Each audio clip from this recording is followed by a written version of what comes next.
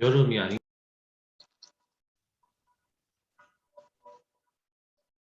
여름이 다 지나간 것 같아. 안녕하세요. 안녕하세요. 네.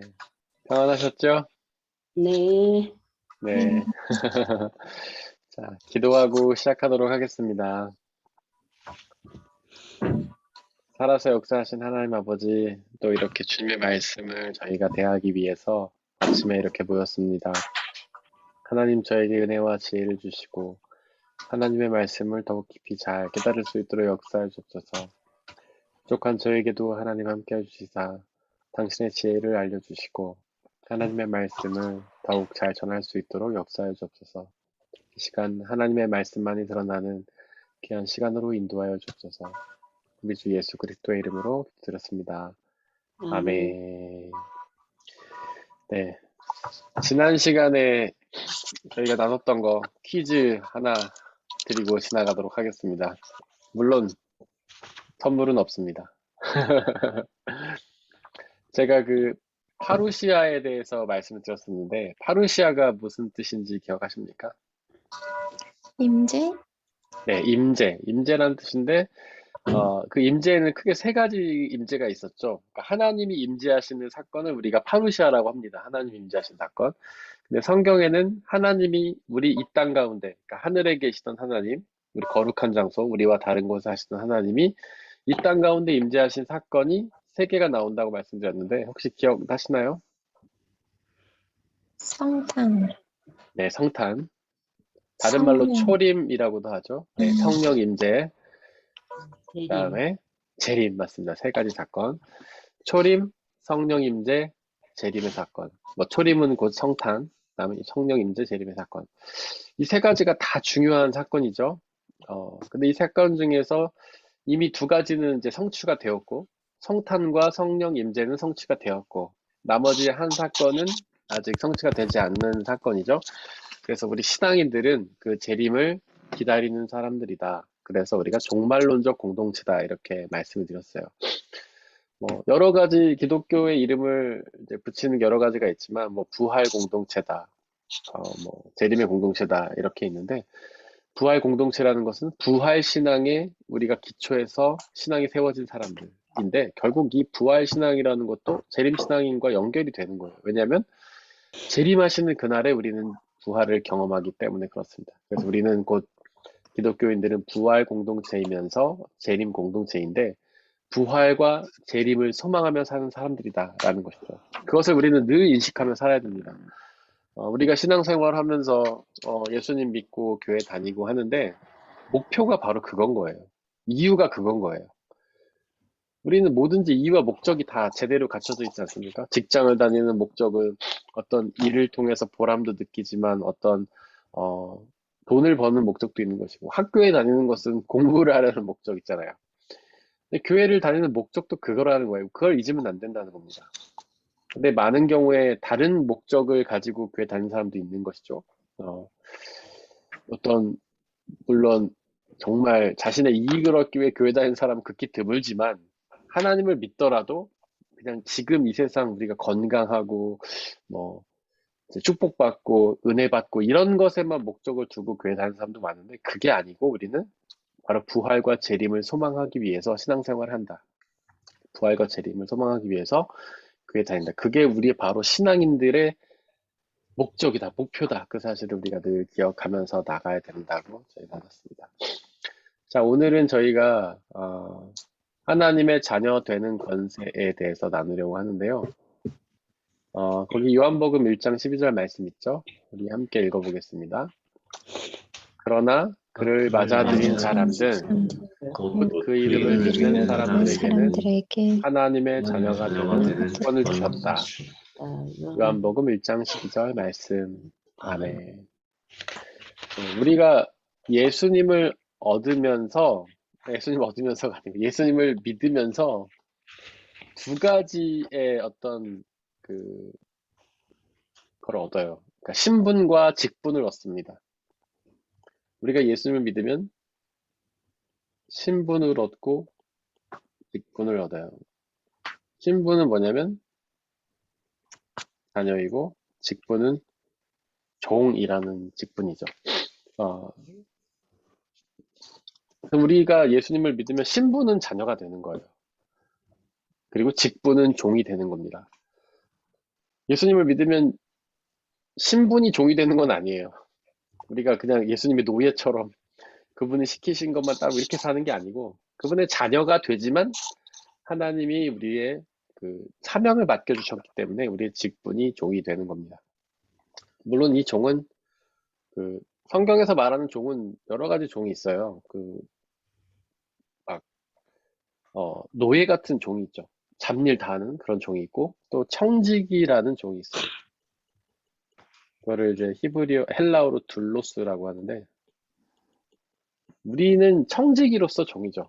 그러니까 무조건 잡다한 일 다 하는 그런 노예가 아니라 어떤 청지기, 하나님께서 우리에게 맡기신 일들을 감당하는 청지기. 특별히 어떤 거냐면 하나님의 재산을 관리하는 청지기죠.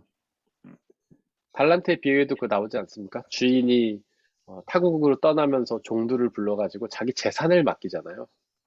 그러면서 3명의 청지기에게 한 명에겐 5달란트, 한 명에겐 3달란트, 한 명에겐 1달란트를 주면서 그 재산을 늘려라. 그런 일을 하지 않습니까? 우리는 바로 그런 직분을 가지고 있는 거죠. 그런 사명. 하나님이 맡겨주신 은사를 가지고 하나님의 재산을 늘리는 일들을 하는 거죠. 물론 여기서 하나님의 재산이라는 것은 뭐 돈을 의미하는 게 아니라 그 비유에서는 돈을 의미하지만 실제로는 이제 하나님의 사람들을 의미하는 거죠. 그래서 가서 복음을 전해가지고 많은 사람들을 주님의 자녀로 이끄는 그런 청지기로서의 사명을 감당하는 것입니다. 우리는 각자 다른 은사를 받았어요. 뭐 저는 말씀을 전하는 은사, 권사님은 여러 모양으로 교회를 섬기는 은사, 예찬 형제도 청년들을 사랑하고 뭐 청년들에게 은혜를 나누는 은사, 그다음에 뭐 문집사님이나 양집사님 찬양의 은사, 뭐 하라자매님도 마찬가지로 사람들을 섬기고 이런 은사들을 갖고 있죠. 근데 그 은사들은 다양하지만 목적은 다 하나라는 거죠. 주님의 재산을 늘리는 것. 주님의 사람들에게 믿는 사람들의 숫자를 늘려주는 것이 바로 우리가 맡아야 될 직분이라는 겁니다. 그 중에서 이제 오늘은 직분과 신분 중에서 자녀에 대해서, 신분에 대해서 이야기를 해보려고 합니다. 네, 우리는 자녀예요. 자녀가 되려면은 보니까 그를 맞아들인 사람들이라고 되어 있어요. 이건 저희가 새번역 성경인데 혹시 개역 개정판에는 이게 뭐라고 되어 있는지 아십니까? 그를 맞아들였다? 우리가 되게 많이 외우는 말씀이잖아요, 이거. 영접하는 자? 맞아요. 영접하는 자로 되어 있죠.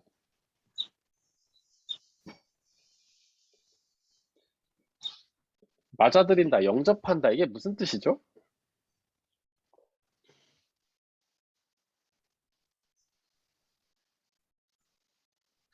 믿는다. 믿는다, 이게 맞는데 좀 더 이렇게 문자적으로 해석하면 이제 문맥상으로는 믿는다는 뜻이 맞아요. 근데 문자적으로 봤을 때 맞아들인다, 영접한다는 게 무슨 뜻인가요? 받아들인다? 맞아요. 받아들이는 거예요. 받아들이는 거.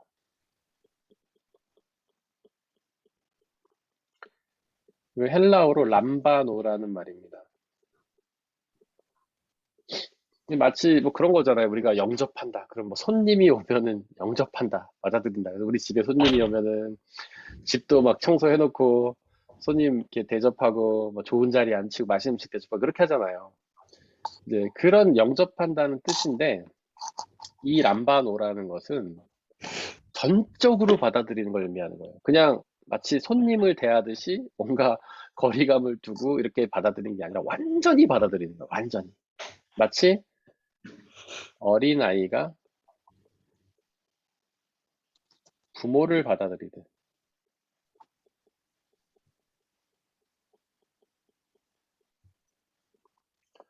이제 어린아이가 부모를 받아들인다는 거는 정말 완전한 신뢰예요. 100% 신뢰. 아이들이 어릴수록 그런 현상이 많이 나타나는데 잘 놀다가도 주변에 엄마가 안 보이면 그냥 이제 난리가 나는 거야. 세상이 떠나가는 거죠. 막 놀이터에서 놀다가 엄마가 안 보이면 그때부터 난리가 나는 거야. 아무리 재밌고 뭐 친구들이 있어도 다 소용이 없습니다. 근데 엄마만 있으면 아이들은 두려움이 없는 거예요. 그 어떤 곳에서도. 막 애기들이 처음에 이제 커서 놀이터 가면은 뭐 미끄럼틀도 탄다고 하고 막 이렇게 높은 데 올라가려고 하거든요. 근데 엄마가 손을 딱 잡아주면 어디든 애들이 가는 거예요. 높은 데도 올라가서 미끄럼틀도 타고.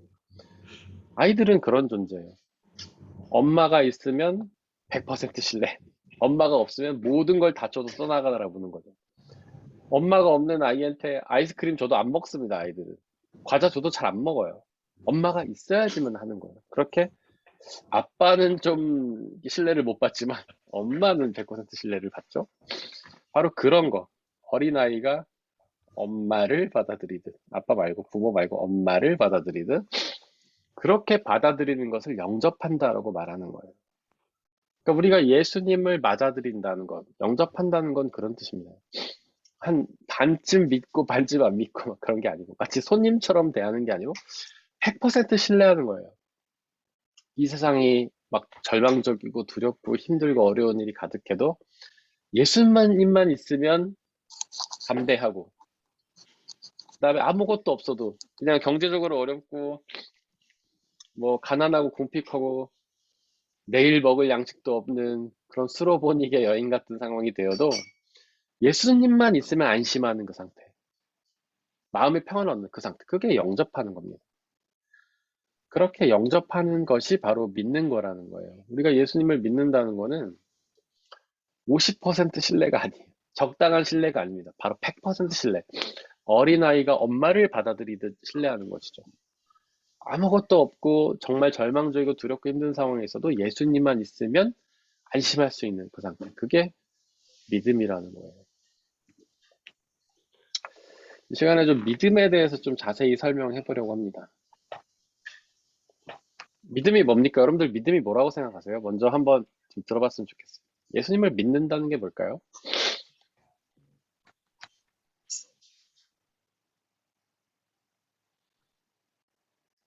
이번엔 예외가 없이 한 번씩 다 말씀하셨으면 좋겠어요. 예외가 없습니다.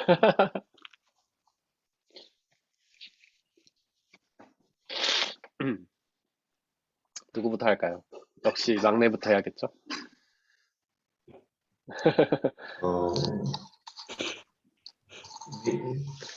믿음, 네, 으로 그냥 믿는다라는 네, 게 네, 다른 표현으로 잘 하기 좀 어려운데, 네, 어,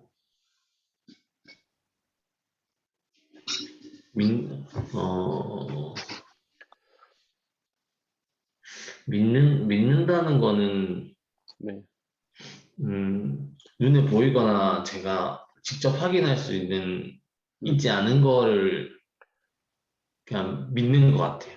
그러니까, 네, 하나님은 보이지 않으시지만, 네, 저는 뭐 성경을 읽고, 그리고는 하나님을 믿으니까, 사실 세상에서 아는 거랑 믿는 거랑 좀 다르듯이, 네, 예수님을 저는 본 적이 없고, 예수님이 사람의 모습으로 왔지만, 참 하나님이라는 걸 믿는 것처럼 그렇게 은혜로 하나님을 받아들이고 믿는 게 믿음이지 않나 이렇게 생각합니다. 네. 중요한 얘기 해주셨어요. 믿음이라는 것은 보이지 않는 것, 알 수 없는 것들에 대한 믿음이라는 거죠. 네. 그러니까 우리가 암과 믿음을 좀 이제 비교할 필요가 있는데, 알미라는 것은 우리가 어떤 정보를 아는 거죠. 아는 거는 믿을 필요가 없어요. 그냥 아는 거예요. 어. 우리가 지금 여기에 휴지가 있다는 것을 아는 겁니까? 믿는 겁니까? 아는 아는, 거죠. 예, 아는 거죠. 여기 있으니까. 근데 옆에 그 보이지 않는 것, 알 수 없는 것들. 우리 가운데 서로 사랑하는 사랑이 있다. 이거는 알 수 있나요? 그거는 믿어야 되죠. 사랑은 보이지 않는 것이니까. 예를 들면 그런 거죠. 좋은 얘기 해주셨고요. 우리 하라자매님은 믿음이 뭐라고 생각하실까요? 믿음을, 내가 아는 믿음에 대해서 얘기해 주셔도 좋고, 그 다음에 나는 하나님을 믿기 위해 어떻게 하는지 그런 얘기 해주셔도 좋을 것 같아요.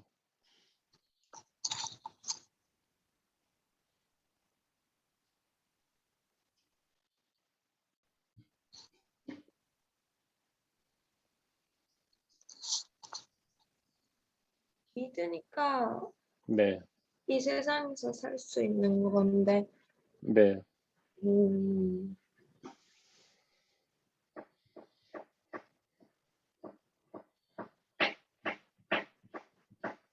그냥, 네. 그냥 다 맡기는 거. 그러니까 네, 내가, 음,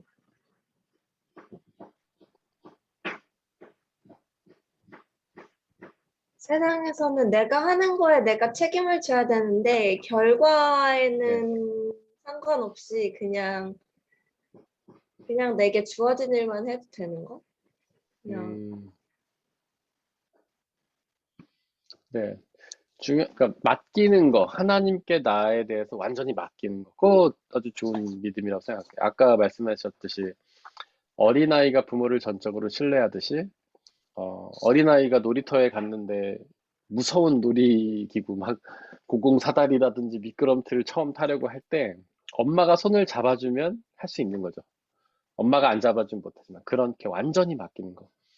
우리가 사망의 음침한 골짜기를 다닐지라도 두려워하지 않을 것은 주께서 나와 함께 하십니다. 그러니까 이 세상 참 험하잖아요. 이 험한 세상을 살 때 우리가 하나님과 손을 잡고 있기 때문에 그걸 완전히 신뢰하기 때문에 완전히 믿기 때문에 함께 살아갈 수 있는 것이죠. 이제 갈수록 할 얘기가 없어지죠. 그 다음에 누가 하시겠습니까? 문집사님, 로비 집사님.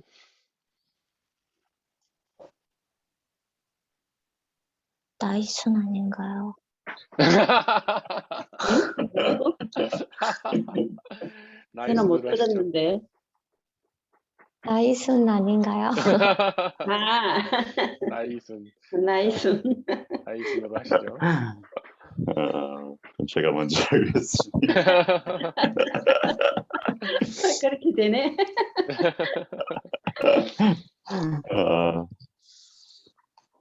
뭐 좀 전에 목사님께서 어린아이가 엄마를 믿는 믿음 뭐 이런 걸 말씀하셨듯이 믿음에는 항상 좋아함이 동반된다고 생각을 하거든요. 네. 그러니까 내가 누구를 믿어 이러면 그 사람을 좋아하는 것도 포함이 된다고 생각되기 때문에 네. 그러면 이제 그 사람한테 잘 해주고 싶고 그 사람이 원하는 걸 해주고 싶고 하는 것처럼 우리가 하나님을 믿는다는 것은 결국은 하나님을 좋아하고 하나님의 말씀을 이렇게 쫓으려고 순종하려고 노력하는 것까지 포함된 개념이 아닌가라는 생각을 해봅니다. 네, 아주 너무 중요한 얘기 해주셨고요. 믿음은 좋아합니다. 이제 다른 말로 하면 뭐 사랑이라고도 할 수 있겠죠.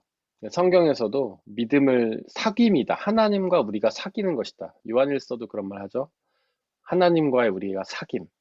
사귐을 다른 말로 하면 뭐 교제라고도 할 수 있는데 저는 연애라는 표현을 쓰는 게 더 우리가 딱 와닿는 것 같아요.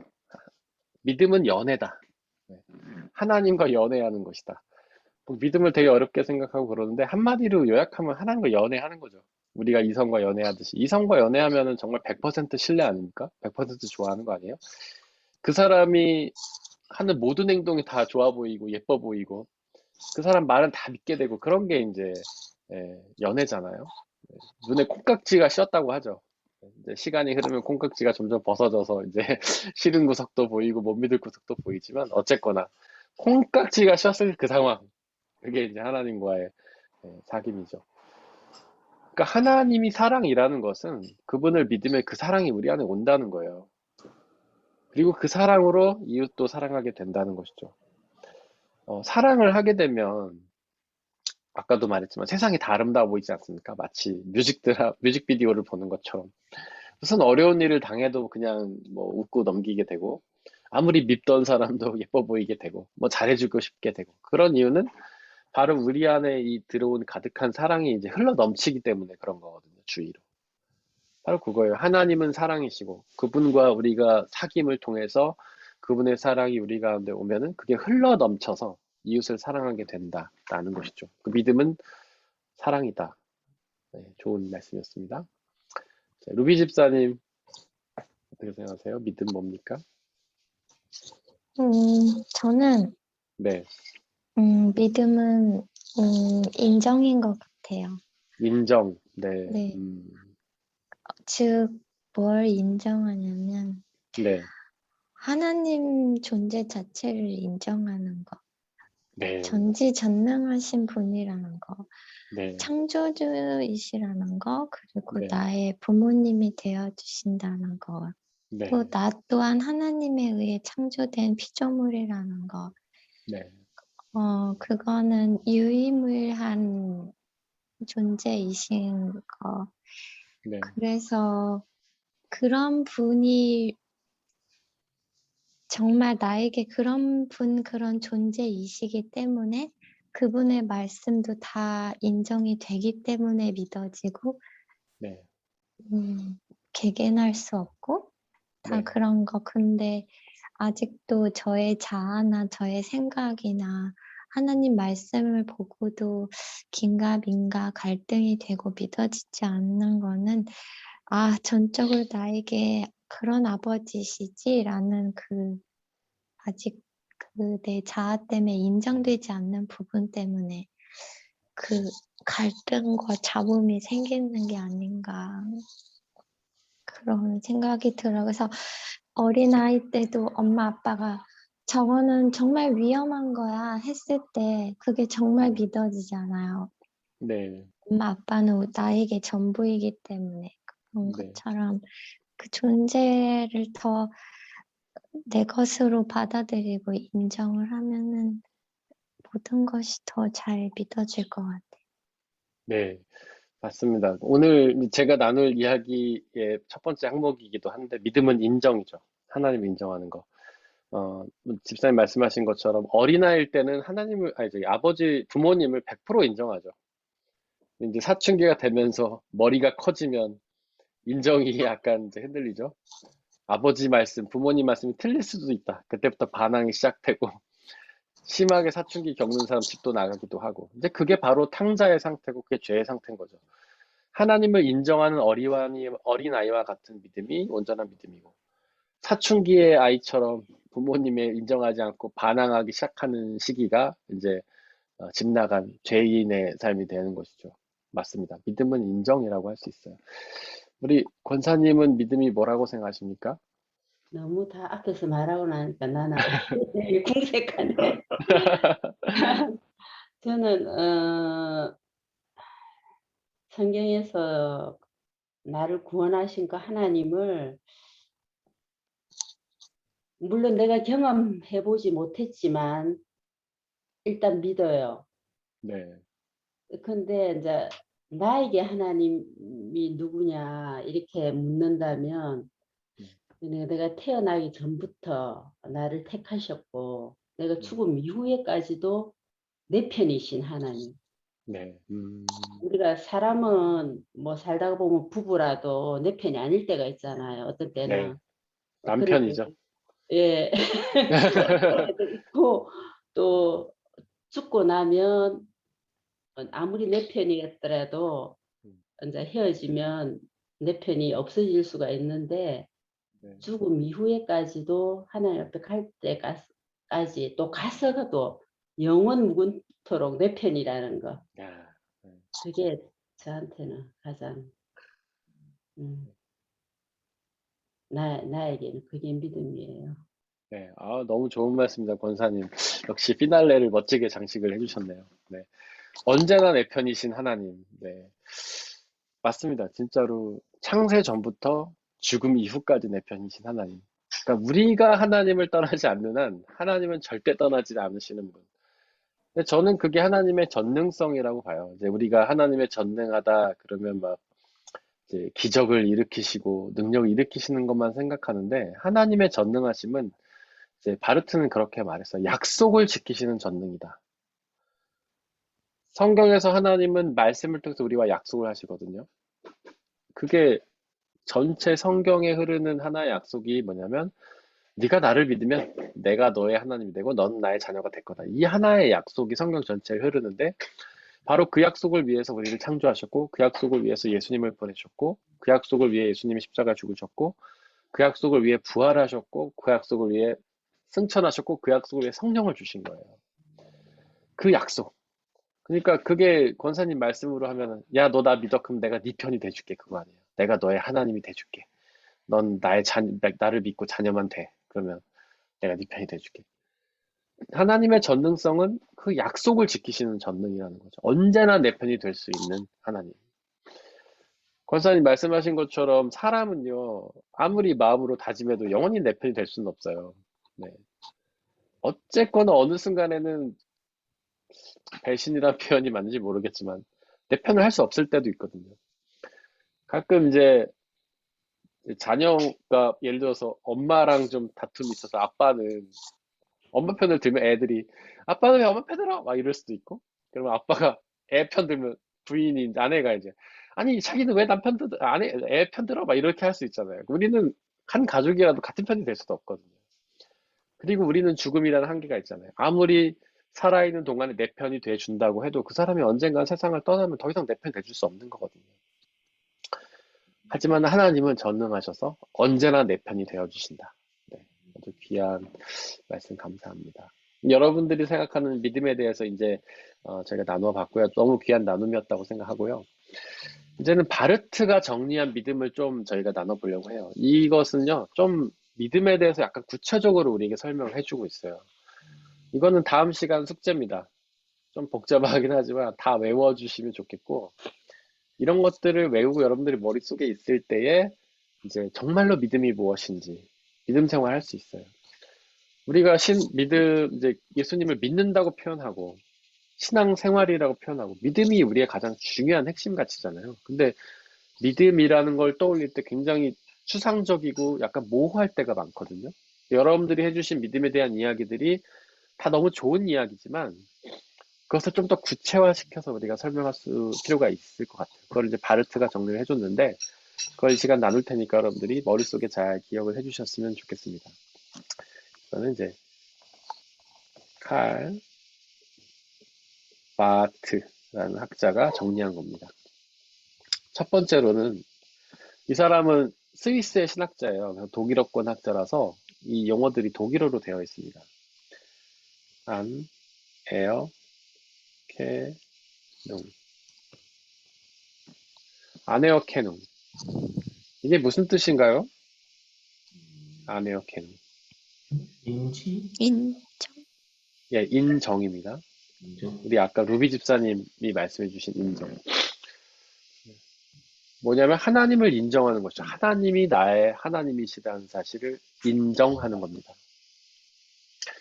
이렇게 하나님을 인정하면 그 다음에 어떤 행위가 따라오라면 회개라는 행위가 따라와요.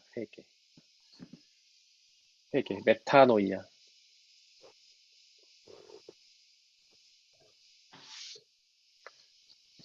메타노이아, 회개가 무슨 뜻이죠? 회개? 돌아서는 네, 돌아서는 것. 방향. 방향을 바꾸는 것이죠.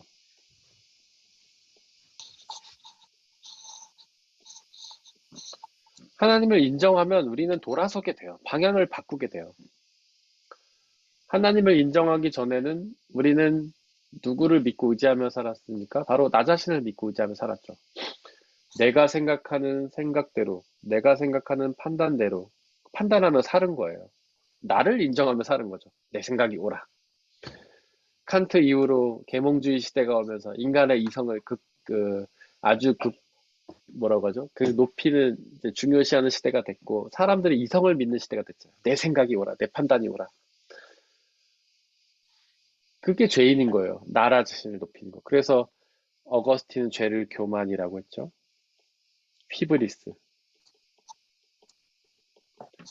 나를 믿는 삶에서 이제 하나님을 인정하는 거예요. 하나님이 전지하시지, 전능하시지.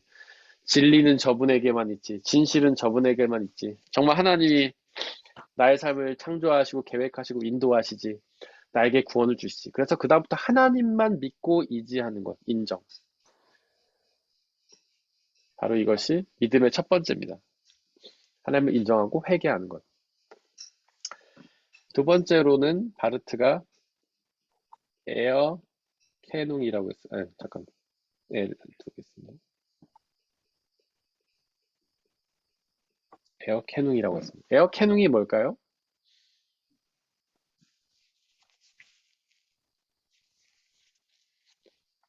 우리 아까 예찬 형제님 말씀해 주셨는데, 네, 맞습니다. 인식입니다. 다른 말로 하면 알미죠, 알. 하나님을 아는 것이 믿는 것이다라고 얘기를 했어요. 물론 아는 것 자체가 믿는 것은 아닙니다. 근데 믿으면 알아야 되는 거예요. 하나님을 믿는다는 것은 알려는 노력이 필요한 거예요. 여러분들, 제가 알을 이제 사귐이라고 했잖아요. 연애. 믿음을 제가 연애라고 표현했죠. 근데 남녀가 만나서 처음에 호감을 가지고 이제 연애를 시작합니다. 뭐 어떤 사람들 사는 얘기 들어보면 누군가를 좋아하는데 걸리는 시간이 5분이라잖아요. 5분. 알아서 좋아하는 게 아니에요. 좋아해서 아는 거죠. 그다음부터 알아가려고 노력해요. 좋아하는 사람이 생기면, 호감 가는 사람이 생기면 알고 싶은 거예요. 저 사람 이름이 뭐지? 나이는 뭐지?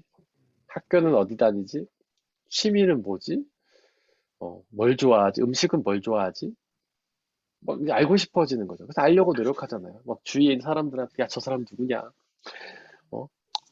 정보를 막 알려고 하죠. 믿음은 알므로 가는 거예요. 그런데 알 수 없는 순간이 오죠. 그때는 알지 못하지만 믿는 전적인 믿음이 그때 가는 거죠. 맨 처음에 알므로 시작해서 알 수 없는 신비가 생기는데 그때 전적인 믿음으로 이제 가는 겁니다. 제가 알미라는 게 뭔지 6가지로 설명드렸죠. 알미라는 것은 그노시스라고 하는데, 기노스코, 이건 동사고, 혹은 그노시스, 이거는 알미라는 명사고 동사입니다. 알을 6가지로 설명을 드렸죠. 기억하십니까? 하나님을 알고, 네, 하나님을 하나님 말씀을 알고, 네, 하나님 말씀을 배우고, 배우고, 네, 이해하고, 이해하고, 발견하고, 발견하고, 경험하고, 순종한다. 맞습니다. 권사님, 감사합니다. 이거는 뭐 설명 다 안 해도 아시겠죠? 하나님을 알아야 되고, 하나님에 대해서 배워야 되고, 하나님 그 성경 전체 문맥을 통해서 하나님을 이해하려고 해야 되고, 우리가 그동안 알지 못했던 하나님을 발견해야 되고, 말씀을 통해서 알았던 것을 삶 속에서 경험해야 되고, 그 말씀에 순종하는 것까지 알미다 라고 말씀을 드렸습니다. 그리고 이렇게 해서도 알 수 없는 부분이 있죠. 네. 이제 그런 것들에 대해서는 믿어야 한다. 예를 들면 부활 같은 게 그래요. 예를 들면 성경에 있는 다른 사건들은 어느 정도 저희가 뭐 역사적으로 연구가 많이 돼서 뭐 입증을 어느 정도 할 수 있습니다. 예수님의 뭐 십자가 사건이라든가 예수님이 살아서 역사하시며 행했던 일들. 근데 부활은 입증을 할 수가 없어요. 부활은. 성경도 그냥 무덤이 비어 있었다. 부활의 예수님이 나타났다라고만 증언하지 그거에 대해서 구체적으로 설명하지 못합니다. 그거는 알 수가 없거든요. 그 다음에 하나님의 나라에 대해서도 알 수가 없습니다. 예수님은 비유로만 설명하셨거든요. 그리고 요한계시록에도 하나님 나라의 모습이 비유로만 설명돼 있어요. 뭐 보석이 가득한 곳이다. 기쁨과 희락이 있는 곳이다. 하나님을 찬양하는 곳이다. 그게 다예요. 보석이라는 게 진짜 보석이 있다라는 뜻이라기보다는 그만큼 그것이 아름다운 곳이다. 영롱한 곳이다. 이런 것을 의미하는 것이죠. 그 이상 자세히 설명하지 않아요. 우리가 알 수 없어요. 하나님의 나라와 영원한 생명은 무엇인지. 그다음에 부활의 몸이 변한다고 하는데 어떻게 변하는지 알 수 없습니다. 우리는. 그죠? 알 수 없는 것에 대해서는 전적으로 그냥 믿는 것뿐이죠. 자, 믿음에 대해서 세 번째는 베켄트니스라고 해요. 베켄트니스 혹시 무슨 뜻인지 아십니까?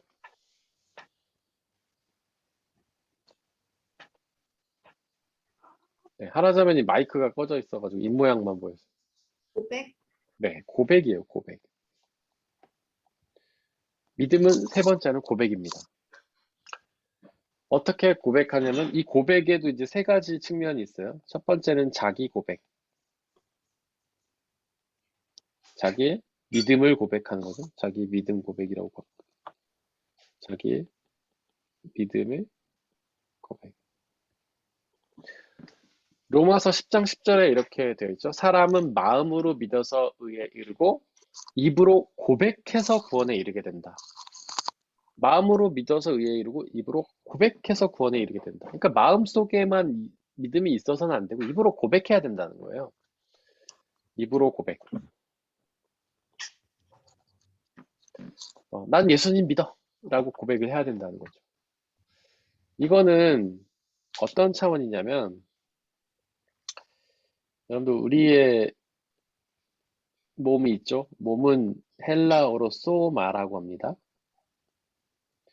몸은 세 가지 차원으로 되어 있어요. 이거 혹시 설명 들으신 분 계실 텐데 몸은 세 가지 차원으로 되어 있습니다. 혹시 기억하세요? 문 집사님 뭐라고 하셨습니까? 잘 안 들렸어요. 아닙니다. 농담. 네. 죄송합니다. 아닙니다. 자, 몸의 세 가지 차원 뭘까요? 몸은 무엇? 네, 맞아요. 영, 혼, 그 다음에 세 번째가 뭐죠? 육. 몸은 영혼 육으로 돼 있어요.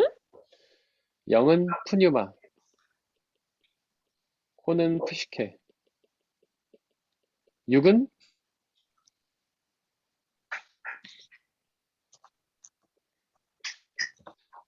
초성을 썼습니다, 제가.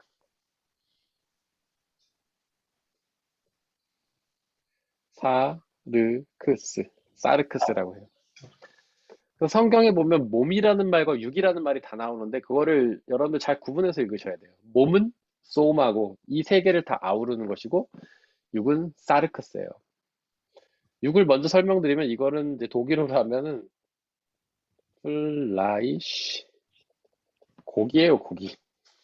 우리의 몸의 이 살덩어리 이게 육이에요, 사르크스.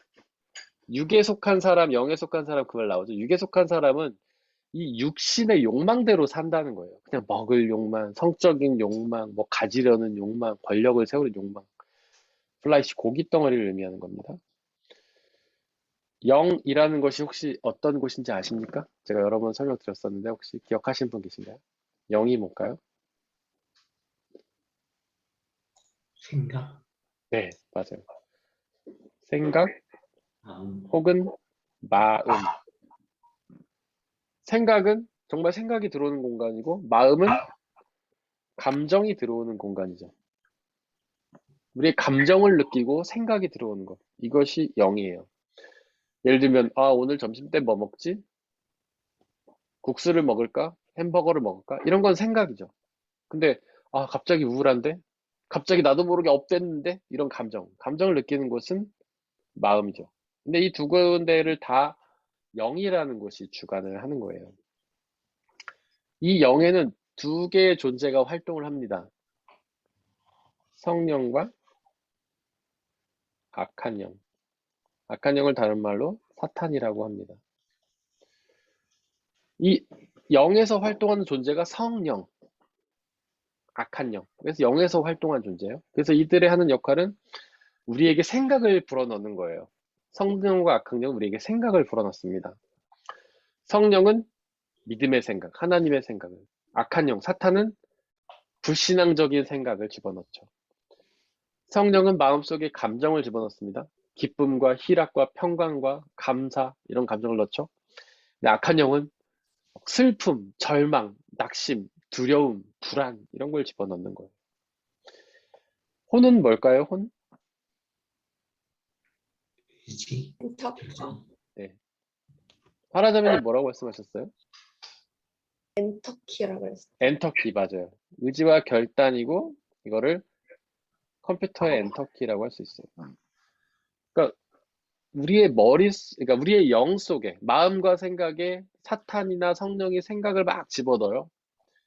그럼 그것을 엔터키를 딱 쳐서 결정하는 게 바로 혼인 거예요. 의지와 결단. 내 의지로 결단으로 이제 선택하는 것이죠.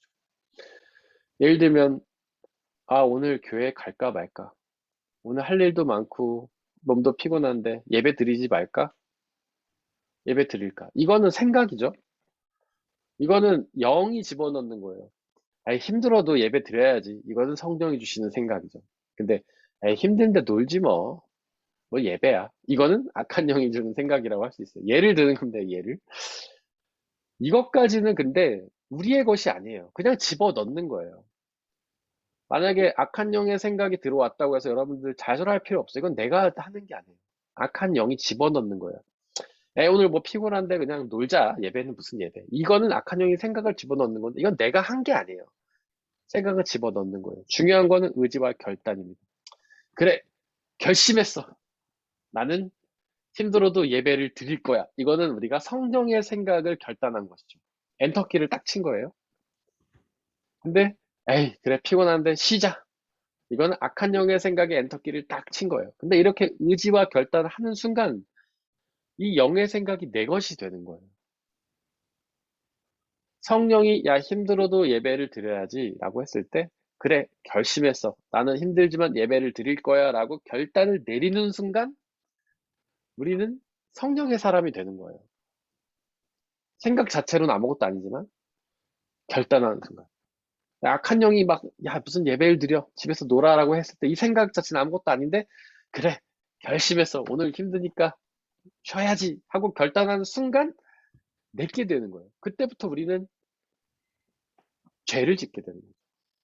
혼이 의지와 결단하는 순간 우리는 성령의 사람이 되기도 하고 악한 영의 사람이 되기도 하는 거예요. 이 의지와 결단이 무엇으로 나타나는가? 이거는 말과 행동으로 나타나는 거예요.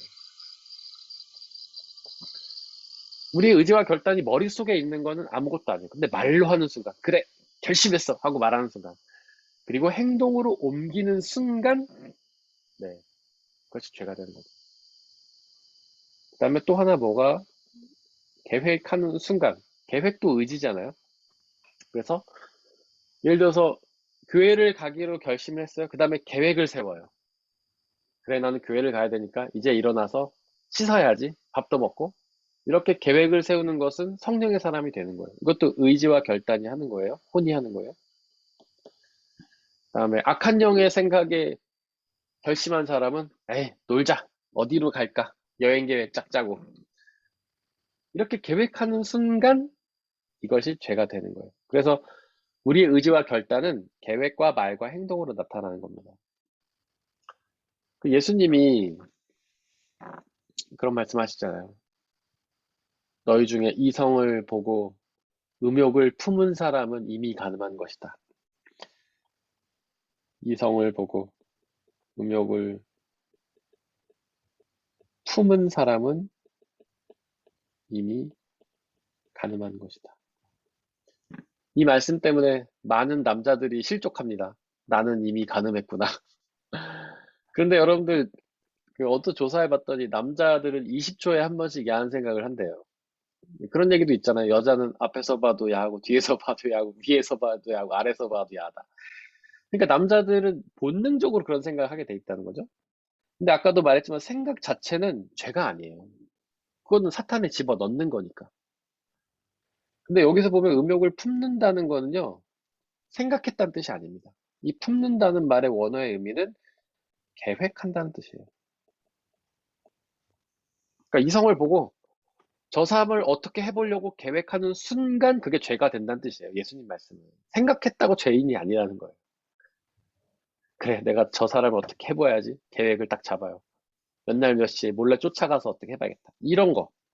계획. 이것은 혼의 의지와 결단이 들어간 거기 때문에 죄라는 뜻이에요. 그래서 마틴 루터가 그런 말 했어요. 우리 머릿속에 그러니까 머리 위로 새가 날아다니는 거는 막을 수 없지만 새가 머리 위에 앉으려고 하는 것은 우리가 막을 수 있다. 그러니까 새가 머리 위에 날아다니는 건 어쩔 수 없어요. 생각이 우리 머리를 스치고 지나가는 어쩔 수 없는 거예요. 악한 영이 막 생각을 집어넣고 우리 생각이 악한 영으로 복잡한 거는 우리 죄가 아닌 거 어쩔 수 없어요. 그런데 그거를 우리와 의지의 결단을 내리지 않을 수는 있다는 거죠. 바로 기도야 성령의 도우심입니다. 그런 거를 계획과 말과 행동으로 옮기지 않을 수는 있다는 거예요. 성령의 도우심을 구함으로. 그래서 고백. 입으로 고백하는 게 중요한 겁니다. 바로 고백, 말. 내 것이 되기 때문에. 예수님으로 마음으로 믿었어요. 아, 예수님 믿고 싶다. 근데 말도 하지 않고 행동도 하지 않아요. 그러면 그것은 믿음이 아니라는 거죠. 바로 믿음으로 고백해요. 나는 예수님 믿는다라고 고백하고 그분의 삶을 따르기 위해 행동하는 거. 그리고 그 말과 행동을 위한 계획을 세우는 거. 그것이 바로 믿음이라는 거예요. 그래서 자기 고백은 믿음인 겁니다. 두 번째 고백은요. 복음 전파예요. 다른 말로 하면 증언이죠. 우리가 경험한 하나님, 내가 알게 된 하나님, 내가 믿게 된 하나님을, 내가 인정하는 하나님을 다른 사람에게 말하는 거예요. 이것도 고백인데 자기 고백이 아니라 다른 사람에게 말하는 거예요. 야, 나 예수님을 믿는데 그분을 믿으면은 너무 삶의 기쁨과 평안이 많고 그분을 믿으면은 부활해서 영원한 생명을 누리게 돼. 이렇게 고백하는 거. 이것이 고백이죠. 세 번째 고백은 기도입니다. 하나님과 대화를 나누는 거예요. 믿는 사람은 하나님과 대화를 나누게 되어 있죠.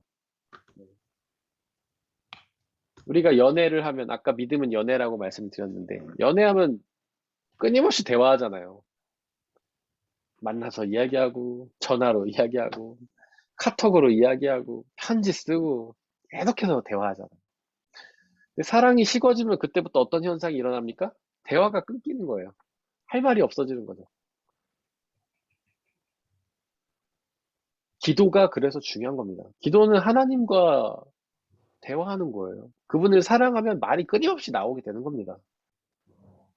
근데 그분에 대한 사랑이 식어지면 더 이상 대화하지 않는 것이죠. 연애랑 똑같이. 이게 믿음이에요, 여러분들. 조금 복잡하지만 여러분들 좀 기억하셨다가 믿음을 하기 위해 어떻게 해야 되는지 네, 여러분들 기억하시고 남들에게도 얘기해 주시면 좋겠어요. 하나님을 인정하는 것이고 인정은 곧 회개를 수반하고 그다음에 믿음은 하나님을 인식하는 것, 아는 것이고 알기 위해서는 하나님을 알고 배워야 되고 이해해야 되고 발견해야 되고 경험해야 되고 순종해야 되지만 그렇게 알 수 없는 순간은 그냥 무조건 전적인 믿음을 가지는 거죠.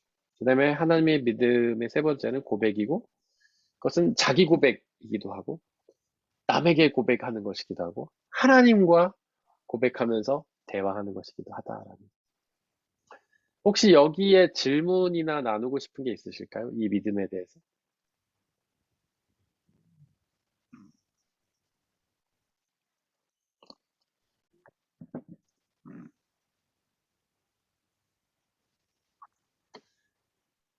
없으시면 넘어가겠습니다. 자, 3번 영생을 얻음. 그러니까 예수님을 믿으면 저희가 지금 계속 나누고 있는 거는 예수님을 믿는 자에게 주시는 선물, 은혜가 무엇인가에 대해서 나누고 있었죠. 두 번째로는 하나님의 자녀가 되는 권세.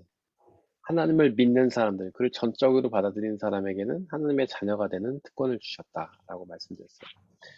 그렇다면 자녀가 되는 특권이 뭘까요? 하나님의 자녀가 되는 특권. 그게 두 가지가 있다고 저는 생각하는데요. 하나님의 자녀가 되면 어떤 특권을 누립니까?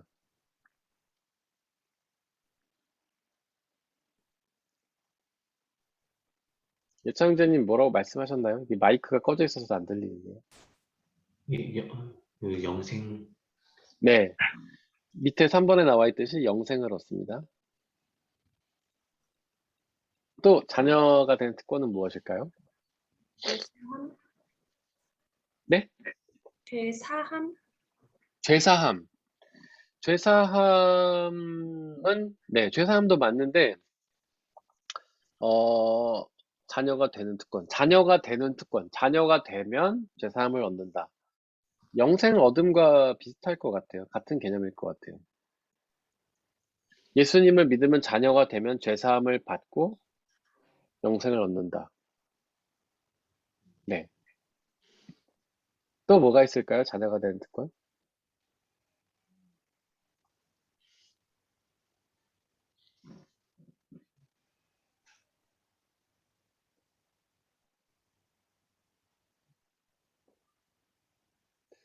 자녀가 되는 특권은 우리가 좀, 네? 권사님 뭐라고 말씀하셨어요? 하나님은 나의 아버지다.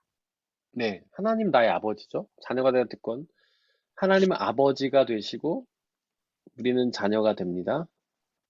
자녀가 되면 뭘 받아요? 뭐를 물려받잖아요. 아, 유산. 네, 유산. 우리가 그걸 상속자라고 하죠. 상속자가 되는 거예요. 유산을 받는 것이죠. 이게 이제 유산 두 가지를 질문하는 겁니다. 첫 번째 유산은 영생이죠. 죄사함이고, 다른 말로 하나님 나라라고도 할 수 있습니다. 그 한 가지를 더 받는 거예요. 유산. 아버지 거를 물려받는 거예요. 아버지 거를 물려받으니까 아버지에게 있는 영원한 생명을 물려받는 것이고, 아버지 거를 물려받는 거니까 아버지의 나라인 하나님 나라를 우리가 들어가게 되는 거예요. 이거 말고 아버지께 또 뭐가 있을까요? 아버지 거. 능력? 능력. 능력은 성경이 말하는 능력, 하나님의 능력은 우리가 디나미스라고 하는데, 이거는 창조의 능력을 의미해요. 우리가 하나님의 능력을 물려받는 게 맞습니다. 근데 어떤 능력을 물려받냐면 창조의 능력을 물려받는 거예요. 그래서 영원한 생명을 얻게 되는 겁니다. 능력도 영생이랑 같은 뜻이라고 볼 수 있어요. 또 무엇을 물려받을까요? 하나님의 것을 물려받는 거예요. 하나님 거. 이 온 우주 세상. 맞습니다, 권사님. 온 우주 만물을 물려받는 거죠. 우주 만물. 이 우주 만물이 생산하는 것들을 다 우리가 물려받는 거예요. 예를 들면 뭐 햇빛, 공기, 그리고 더 나아가서 그것들이 생산해내는 일용한 양식을 얻는 겁니다.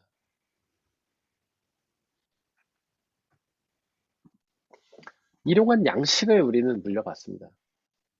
이것은 이 세상에서 누릴 것, 이것은 하나님 나라에서 누릴 것.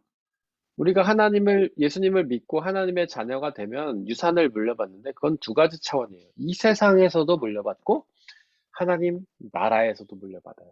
이 세상에서 물려받는 것은 온 우주 만물이 생산해내는 일용한 양식, 우리의 필요죠. 다른 말로 하면 우리의 필요. 근데 중요한 건 일용한 양식이라는 거죠. 영어 성경에는 daily bread라고 돼 있어요. 브레드가 이게 맞나요? 갑자기 헷갈리네. 빵이. 하루에 필요한 양식이죠. 네. 그래서 예수님도 그런 말씀 하셨잖아요. 들에 피는 꽃을 보아라. 하늘에 나는 새를 보아라. 저들은 일하지도 않지만 먹이신다. 그리고 광야에서 이스라엘 백성들이 그친 거죠. 그들은 광야에서 아무런 일도 하지 않았지만 매일같이 물과 만나와 메추라기를 얻었잖아요. 예수님을 믿는 사람들은 이 일용할 양식을 책임받는 거예요. 풍부한 양식은 아니지만 하루에 필요한 양식은 공급받는 겁니다. 초대교회의 여러 사도들과 성도들 보면 그들은 예수님을 믿자마자 모든 재산을 다 공동 소유했어요. 교회에다 헌금하고. 하지만 그들은 먹고 사는데 부족함이 없었죠. 바울 같은 경우도 자기가 갖고 있던 모든 그런 어떤 가치들을 다 버리고 예수 믿는 일에 헌신했는데 그도 선교 사역하면서 먹고 사는데 지장이 없었습니다.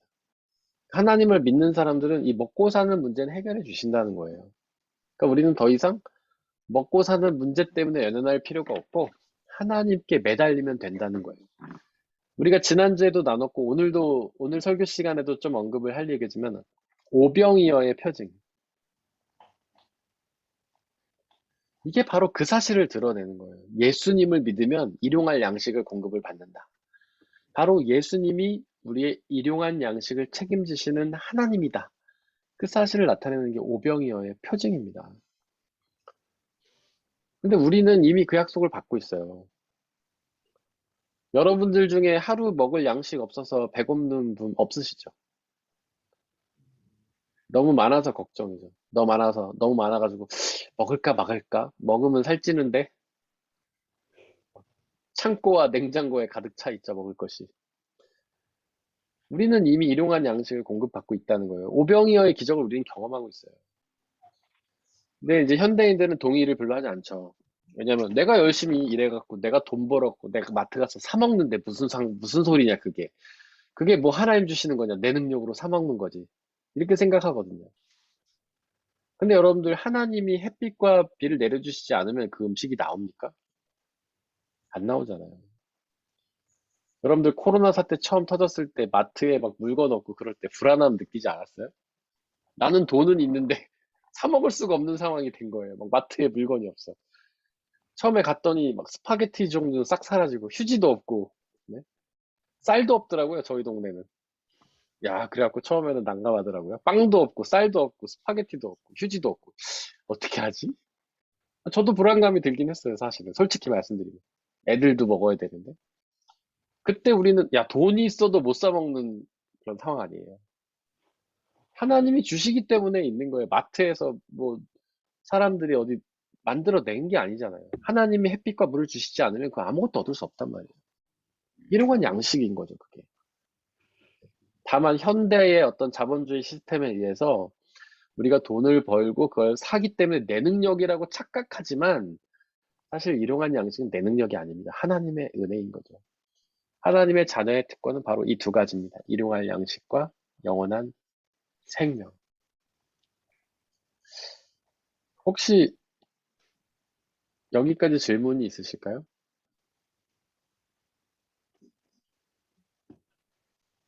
이제 3번에서 영생에 대해서 좀 더 자세히 설명을 합니다. 요한복음 6장 7절 같이 읽겠습니다. 내가 진정으로 너에게 말한다. 믿는 사람에게는 영생이 있다. 아멘. 자, 영생. 우리가 좀 풀어서 말하면 영원한 생명이죠.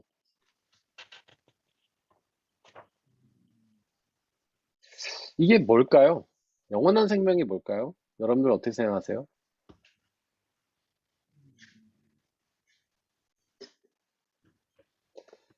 보통 침묵은 금이지만 저희는 침묵이 금이 아닙니다. 네? 죽지 않는 거. 죽지 않는 것.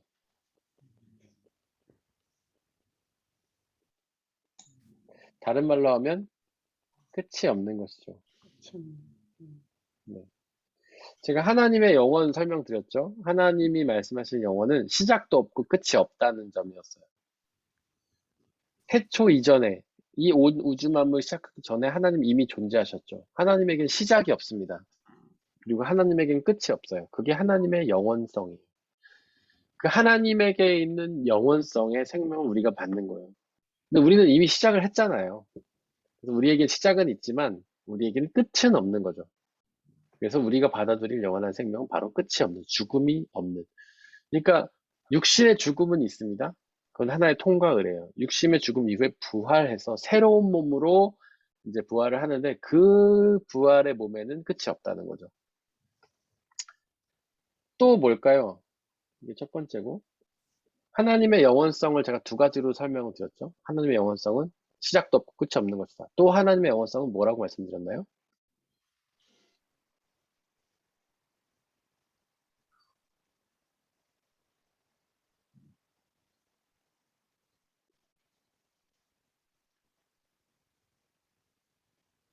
힌트를 드리면 알파와 오메가입니다.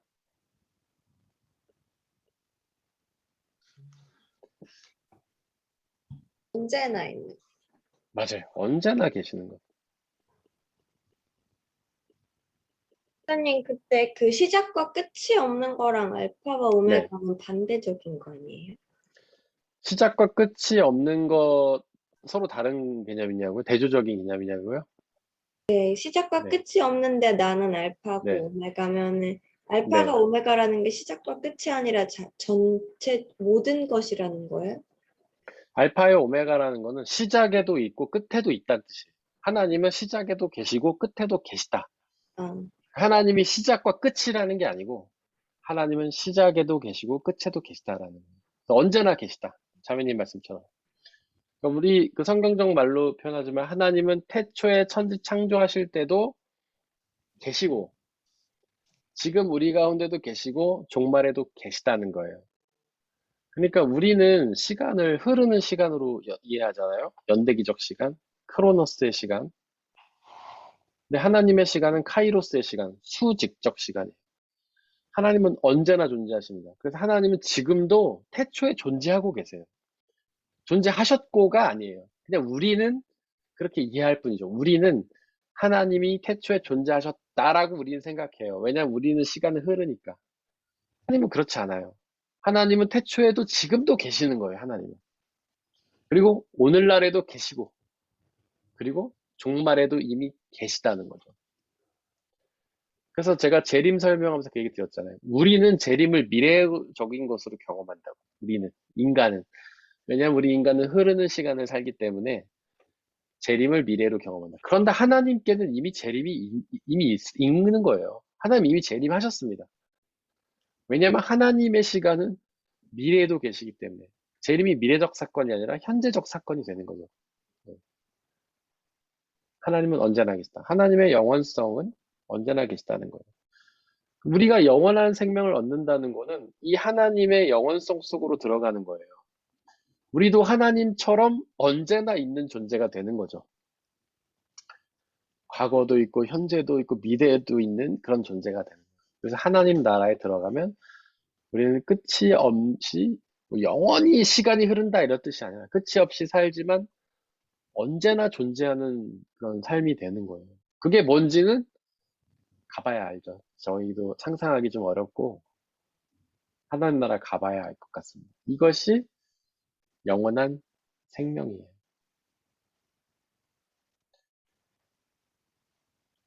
영원한 생명은 이제 부활의 몸이죠. 영원한 생명은 부활의 몸.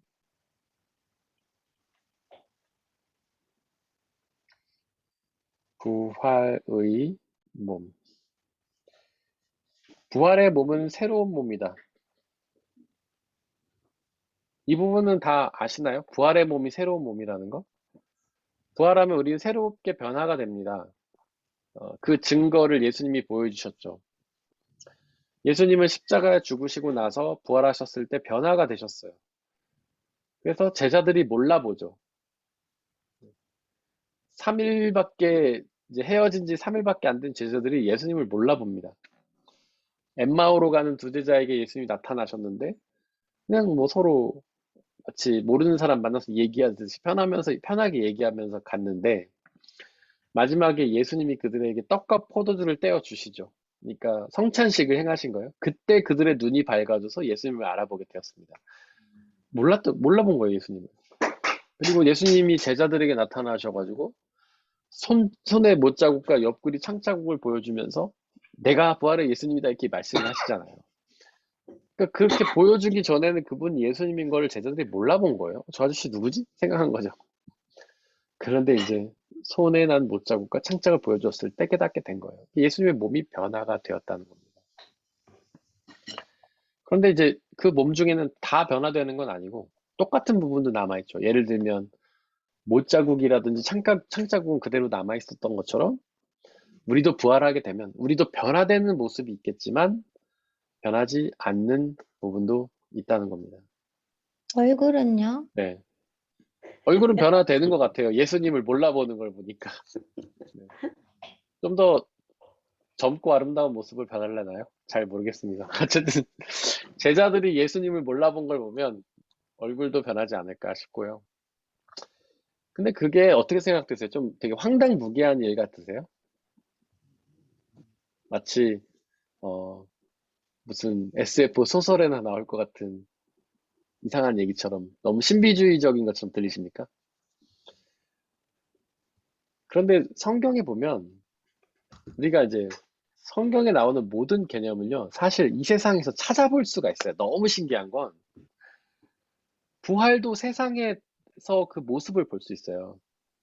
하나님은 다 그 증거를 심어 놓으셨어요. 그게 너무 재밌는 거예요. 신비로운 사건들이 우리가 알고 있는 사건 속에 그 증거들이 다 남아있다는 거예요. 우리가 부활 굉장히 신비롭고 이게 뭐지? 말도 안 돼 이렇게 생각하는 게 이미 이 세상에 증거가 있어요. 바로 뭐냐면 씨앗을 심으면 그것이 나무나 꽃으로 자란다는 거예요. 그게 바로 부활의 증거예요. 그게 바울이 얘기했어요. 씨 같다, 씨. 부활은 씨와 같은 거다. 요만한 씨를 심으면 거기서 그 씨보다 몇천 배, 몇 배 큰 나무가 자라요. 열매도 맺히고. 근데 그 씨와 나무나 꽃이나 열매는 너무 다른 모습이죠. 상상할 수 없는 거예요. 그 씨 요만한 거 심으면서 그런 멋있는 나무나 열매가 맺힐 거라고 상상하기 어렵잖아요, 사실. 근데 그게 난다는 거죠. 이미 하나님께서 부활의 몸이 어떻게 변화할지 씨를 통해 증거를 이제 삼아 놓으신 거예요. 우리 씨도 땅에 떨어지면 죽죠. 그러나 부활해서 아름다운 꽃으로 나무로 변한 것처럼 우리도 그렇게 된다는 거죠. 씨의 모습과는 전혀 다른 모습으로 변화가 되는 것이죠. 이제 바울은 그걸 어떻게 설명했냐면 고린도전서 15장 40절에서 이 땅의 몸으로 심는데 하늘의 몸으로 부활한다 이렇게 얘기를 했어요. 그 다음에 썩을 몸으로 심는데 썩지 않을 몸으로 부활한다. 비천한 것으로 심는데 영광스러운 것으로 부활한다. 약한 걸로 심는데 강한 걸로 부활한다.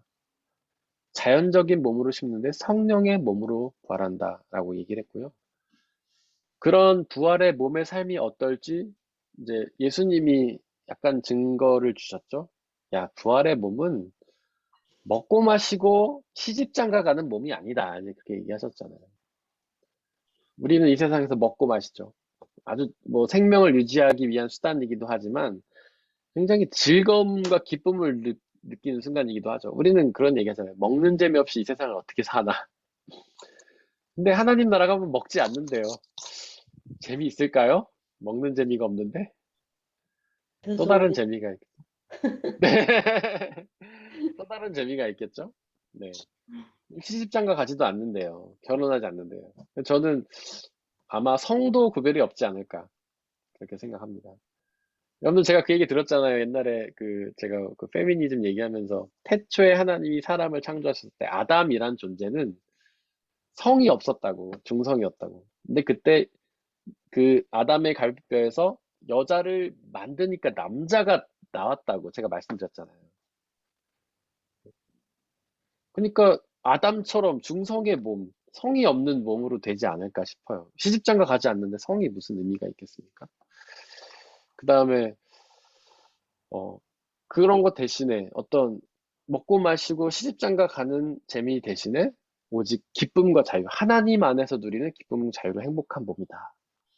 그게 뭘까요? 과연 얼굴도 변하고 성도 없어지고 먹지도 않고 먹지 않으면 배설도 하지 않겠죠. 그런 몸.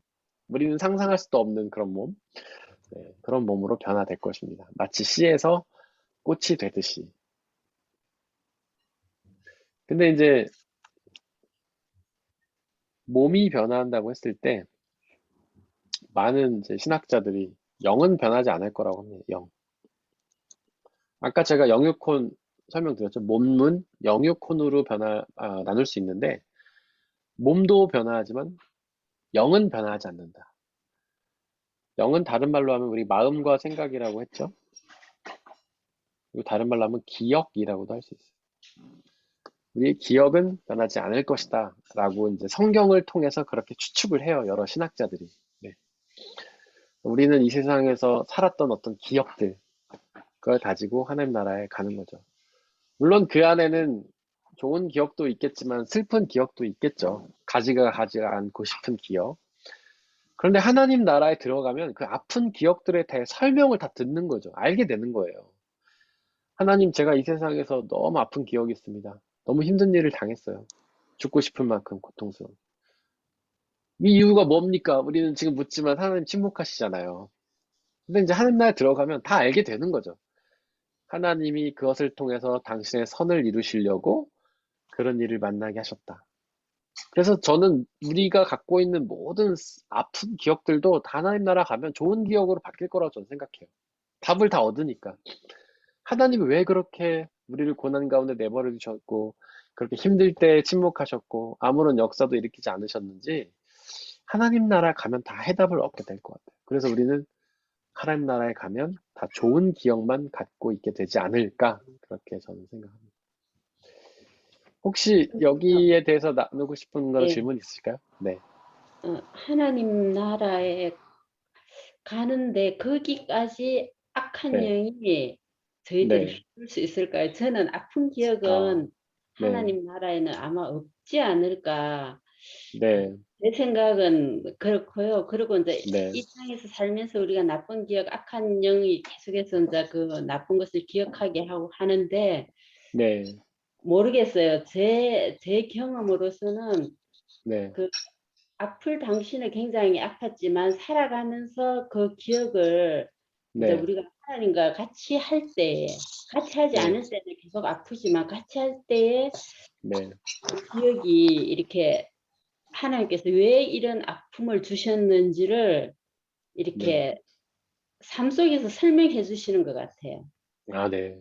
그래서 이 땅에서 그 아픈 기억은 끝나고 하나님 나라에서는 그 아, 기억조차도 없지 않을까 제 생각에. 아, 예.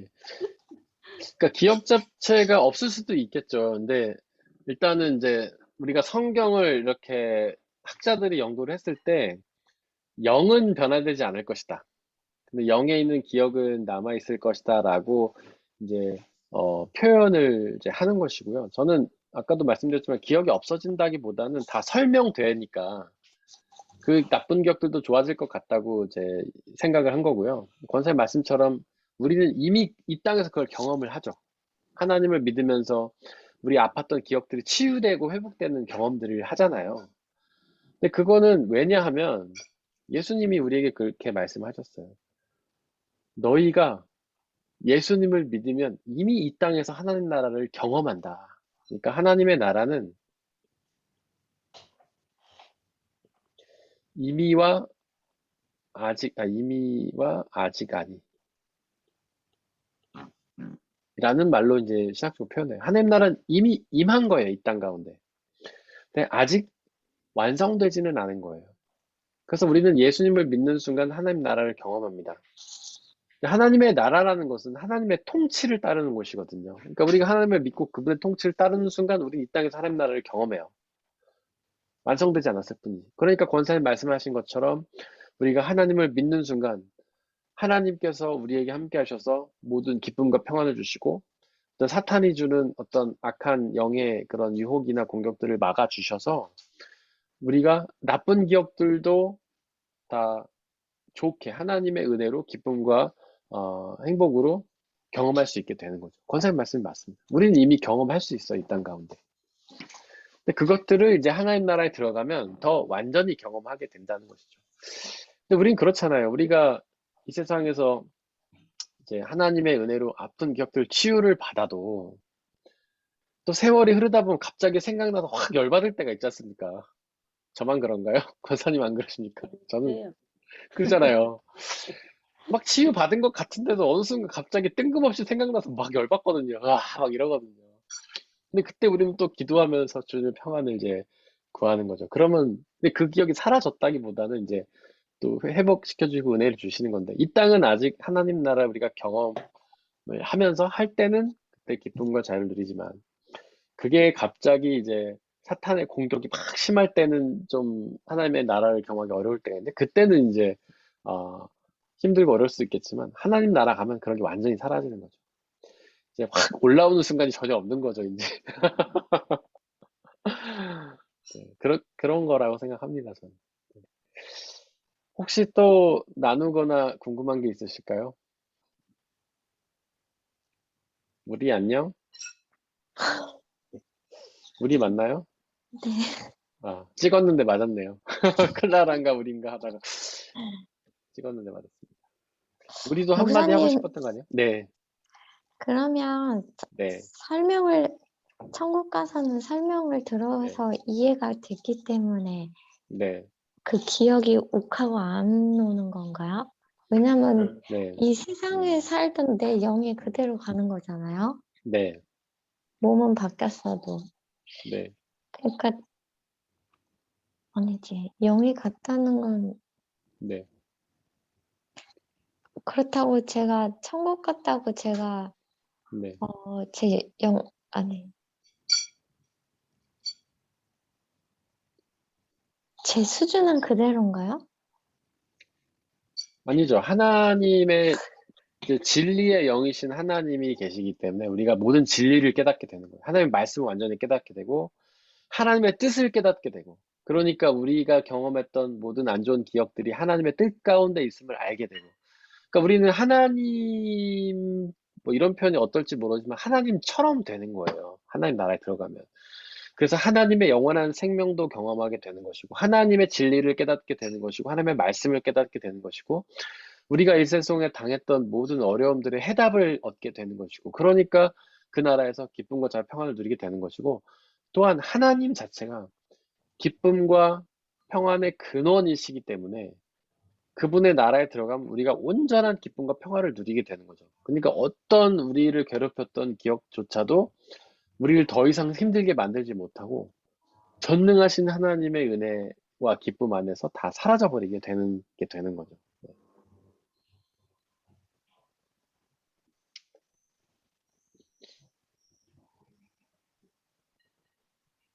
네. 혹시 아직 그 해결이 안 되셨으면 또 질문하셔도 괜찮습니다.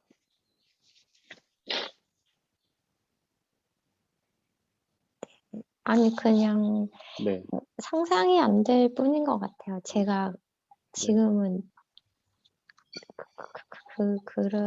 그게 상상이 안 될 인간이기 때문에. 네, 맞습니다. 하나님의 나라는 성경에도 보면 하나님께서 그 비유는 하나님 나라는 다 비유로 설명을 하시잖아요. 그 이유는 직접 설명해도 우리가 알 수 없기 때문에 그런 거예요. 하나님 나라는 우리가 알 수 없습니다. 절대로 알 수 없어요. 상상도 못 합니다. 그 나라를. 근데 사실 우리가 하나님 나라만 상상 못 하는 게 아니라 우리는 이 세상에서도 가보지 않은 나라는 상상하지 못하잖아요. 뭐 이렇게 여행 갔다 온 사람들 얘기 들려주면 되게 신기하잖아요. 우리는. 예를 들면 그 뭐 이렇게 말레이시아를 제가 옛날에 한번 간 적이 있는데 제가 거기 갔다가 충격을 받았어요. 여러 가지로. 화장실에 갔는데 휴지는 없고 다 긴 호스만 나와 있는 거예요. 볼일을 보고 물과 손으로 닦는 거죠. 그 사람들은. 근데 그런 거를 우리는 가보지 않으면 경험하지 못하잖아요. 휴지가 없어요, 휴지가. 그래서 우리는 처음에 가보고 다 당황해서 마트 가고 휴지를 엄청 사다가 우린 다 들고 다녔지만 처음 가보면 상상도 못 하는 거예요, 그런 것들을.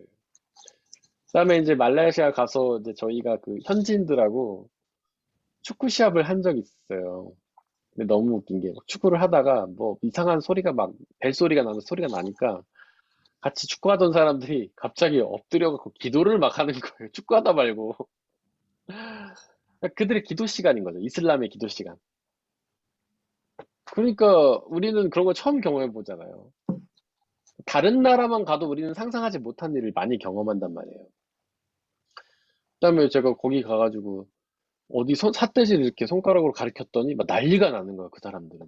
이렇게 하면 저주의 의미라는 거예요, 손가락. 우리도 뭐 삿대질이 좋은 뜻은 아닌데 그 사람들은 이렇게 하면 그 대상이 무조건 저주를 받는다고 생각해요. 그래서 가면 이렇게 해야 돼요. 저기 봐라. 막 이래야 되거든요. 근데 우리는 다른 나라 가면 상상하지도 못했던 것들이 막 있잖아요. 하나님 나라는 더 심한 거죠. 완전히 상상이 안 되는 거죠. 이 세계와 완전히 차원이 다른 곳.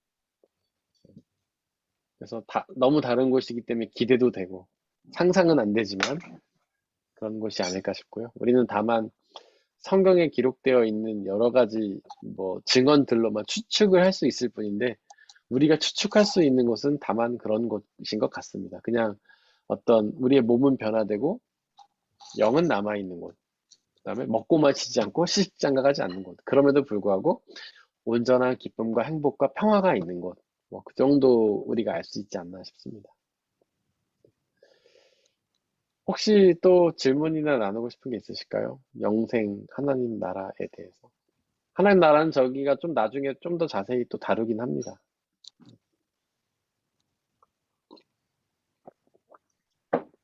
없으시면 4번으로 넘어가겠습니다.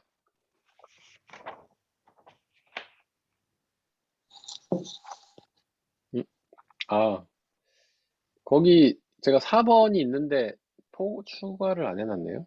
여러분들 혹시 프린트 뽑으시는데 4번 있나요? 없는데요. 아니요. 제가 혼자 추가해놓고 여기다 기록을 안 해놨나 봐요. 4번 있어요, 4번. 예수님이 곧 선물이다.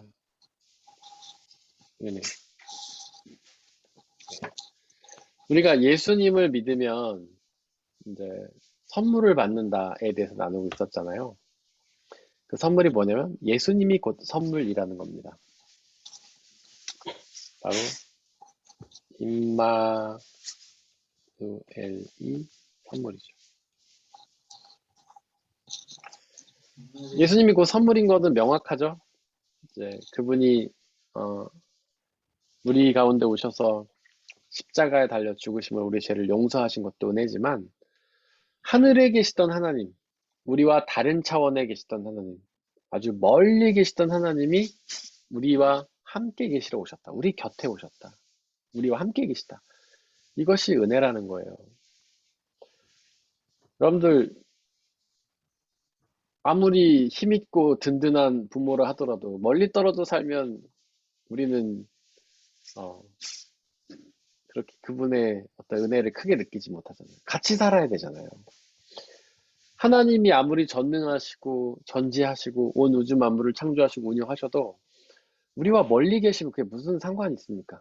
아무리 얘기해도 침묵하시고 우리를 위해 아무런 역사도 일으키시지 않고 우리의 얘기를 들어주시지도 않고 그러면 무슨 상관이 있어요?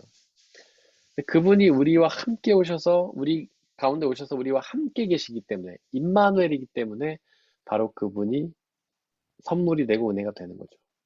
바로 그래서 예수님이 곧 은혜다라는 겁니다.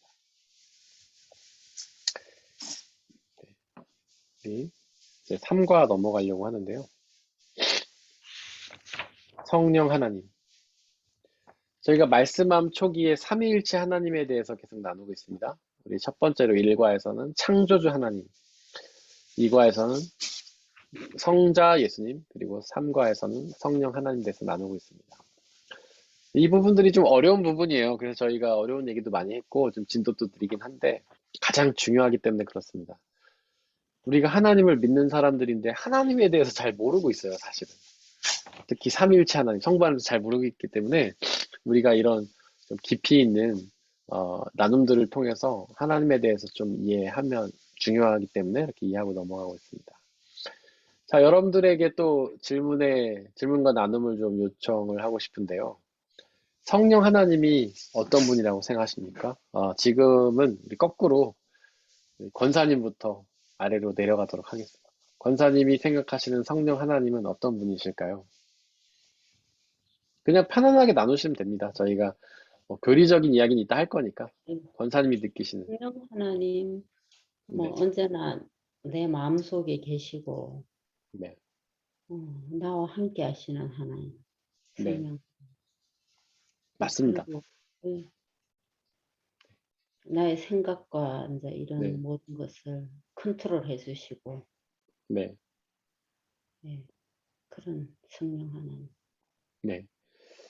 맞습니다. 성령 하나님이 되게 중요한 개념 중에 하나는 나와 함께 계시는 하나님이시라는 거죠. 다른 말로 하면 임마누엘이라고 할 수 있어요.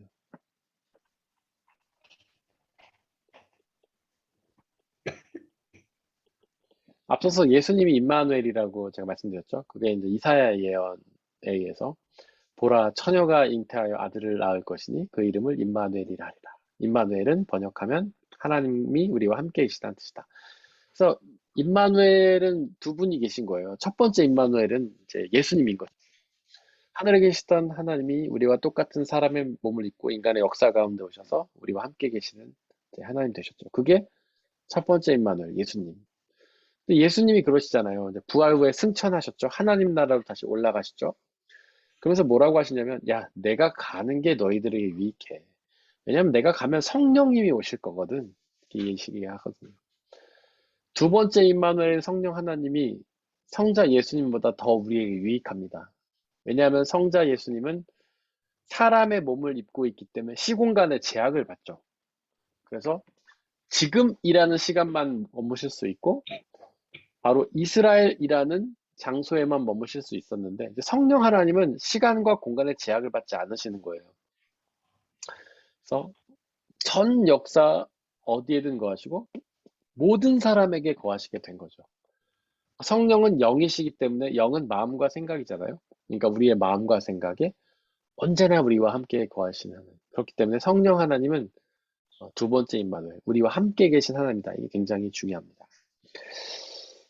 그 다음에 루비 집사님은 성령 하나님이 어떤 분이라고 생각하고 느끼십니까?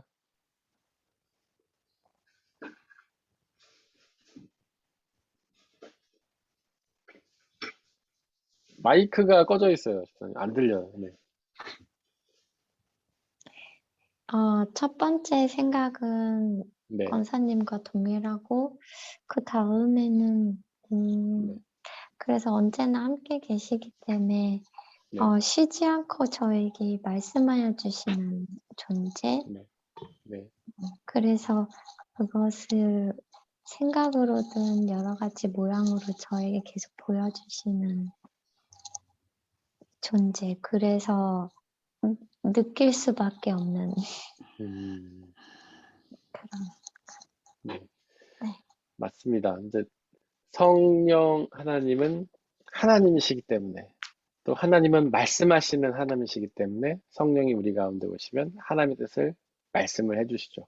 그리고 성령은 이제 나중에 얘기하겠지만 바람과 같은 존재여서 볼 수는 없지만 느낄 수 있는 존재. 성령 하나님 우리 가운데 오시면 우리가 하나님을 느끼게 되고 그분을 통해서 하나님을 느끼게 되고 그분과 깊은 교제를 나누는 그런 존재죠. 네. 문석훈 집사님 혹시 지금 이야기가 가능하신가요? 네. 네.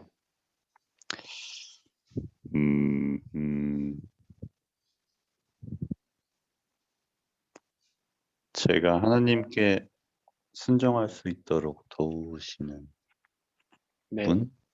뭐, 네. 바꿔서 얘기하면 뭐 또 하나님과의 사귐을 할 수 있게 하시는 분. 네. 네. 그래서 항상 악한 생각과 이렇게 싸울 때 바른 길로 인도하시는 분. 네, 저한테는 약간 그런 존재인 것 같습니다. 네. 맞습니다. 제가 성령 하나님은 이제 마음과 생각에서 활동하시면서 하나님의 뜻을 알리시죠. 그리고 성령 하나님은 사랑이시기 때문에 그분이 우리 가운데 오시면 하나님의 사랑으로 우리가 채워지게 되고 그래서 그분과 사귐을 갖게 되는 것이죠. 그게 되게 중요한 거예요. 그러니까 우리는 하나님을 사랑하는 게 내 의지, 내 능력이라고 생각하는데 그렇지 않다는 거죠. 성령님이 임재하셔야지만 가능한 거예요. 성령님이 임재하셔야지만 하나님을 사랑할 수 있고 그분을 믿을 수도 있고 그분의 말씀을 들을 수도 있는 것이죠. 그래서 계속해서 성경은 성령 충만을 얘기하죠. 사도행전에 보면 요한의 물 세례를 받은 사람에게 너 성령 세례 받았니? 이렇게 꼭 물어보잖아요. 그러니까 성령의 충만함을 받았니? 믿음은 성령이 꼭 필요하기 때문에 그런 거예요. 믿음조차도 내 의지가 아니라 성령의 도우심으로 가능하기 때문에. 네, 감사합니다. 하라자매님은 성령이 어떤 분이라고 생각하세요? 제 생각을 주관했으면 좋겠네. 네, 네, 근데 주관해달라고 매일매일 부탁해야 네, 하는 인간이라서. 맞습니다.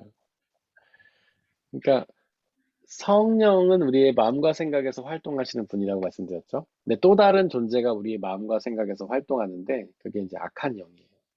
근데 우리의 마음의 공간은 한정이 되어 있습니다. 이렇게. 그래서 성령이 어느 정도 차지를 하시면 나머지는 악한 영이 차지하게 되어 있는 거예요. 이 성령이 차지하는 부분이 더욱 넓어질수록 악한 영이 차지하는 부분이 작아지겠죠. 근데 이 악한 영은 완전히 사라지지는 않아요. 왜냐하면 우리는 죄인이니까. 우리가 죄인이라는 말의 근거는 사탄이 우리 안에 항상 있다는 거예요. 다른 말로 표현하면. 성령이 아무리 충만해도 이 세상에서는 완전히 충만할 수는 없습니다. 그게 신학자들이 하는 얘기예요. 완전한 성화는 불가능하다. 그렇지만 우리가 성령의 충만함을 더욱 소망해서 성령이 늘어가면 우리 마음이 성령으로 가득 차지는 것이죠. 그래서 우리가 성령 충만을 위해서 기도하고 간구하며 나가야 되는 거예요. 제가 자주 드리는 비유 중에 하나가 뭐가 있냐면 이 바닷가의 비유. 이게 이제 모래사장이라고 합시다.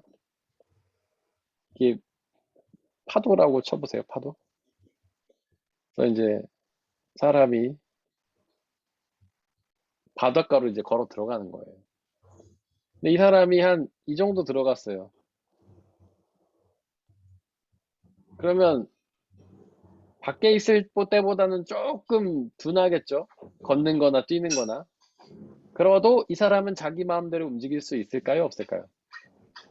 있어요. 있죠. 네. 바로 빠져나올 수도 있고. 조금 둔하지만. 한 이 정도 들어가면 좀 더 불편해지겠죠. 그래도 불가능하진 않을 겁니다. 불편해도. 많이. 근데 한 이 정도, 여기까지는. 이 정도 들어가면 거의 자기 힘으로 움직이는 건 불가능하죠. 파도에 움직이는 것 따라 이제 움직일 따름이에요. 파도가 이렇게 치면 이리 갔다 저렇게 치면 저렇게 갔다. 만약에 이 사람이 수영을 해도 파도의 그런 움직임에서 완전히 벗어나기는 어렵습니다. 수영을 해도. 자기가 아무리 수영해서 파도를 뭐 벗어나 보려고 해도 큰 파도가 일어서 확 하면 그냥 뒤집어지는 거죠. 저는 이게 성령의 충만함이라고 생각해요. 완전히 성령 밖에 있는 사람은 뭐 자기 맘대로 사는 거죠. 근데 성령이 한 무릎팍까지 오는 사람은 그래도 좀 마음의 거리낌은 있고 행동이 부자연스럽겠지만 그래도 내 맘대로 이제 사는 거죠. 근데 이제 점점 깊이 들어갈수록 내 삶을 내 마음대로 사는 게 아니라 성령의 이끄신 대로 살아가는 것. 그게 이제 성령 충만한 삶이라고 생각해요. 그래서 자매님 말씀처럼 우리가 더욱더 성령님의 간구하고 기도하면서 의지하면서 나가면 성령님께서 우리 마음과 들어서 우리의 삶을 이끌어 가신다라는 것이죠. 그래도 성령을 충만하게 해달라고 기도는 해야 됩니다. 그래야지만 우리가 성령 충만이 가능합니다. 그렇다면 성령 충만 어떻게 받을까요? 이야기가 나왔으니까 한번 해보면 두 가지 방법이 전 있다고 생각해요. 하나는 기도죠. 두 번째는 뭘까요? 결단. 네, 결단. 결단은 이제 성령 충만한 사람들이 성령의 결단을 하게 되는 것이고요, 원장님. 성령 충만의 방법. 어떻게 하면 우리는 성령으로 말씀. 충만할 수 있을까요? 맞아요. 말씀이에요. 기도와 말씀.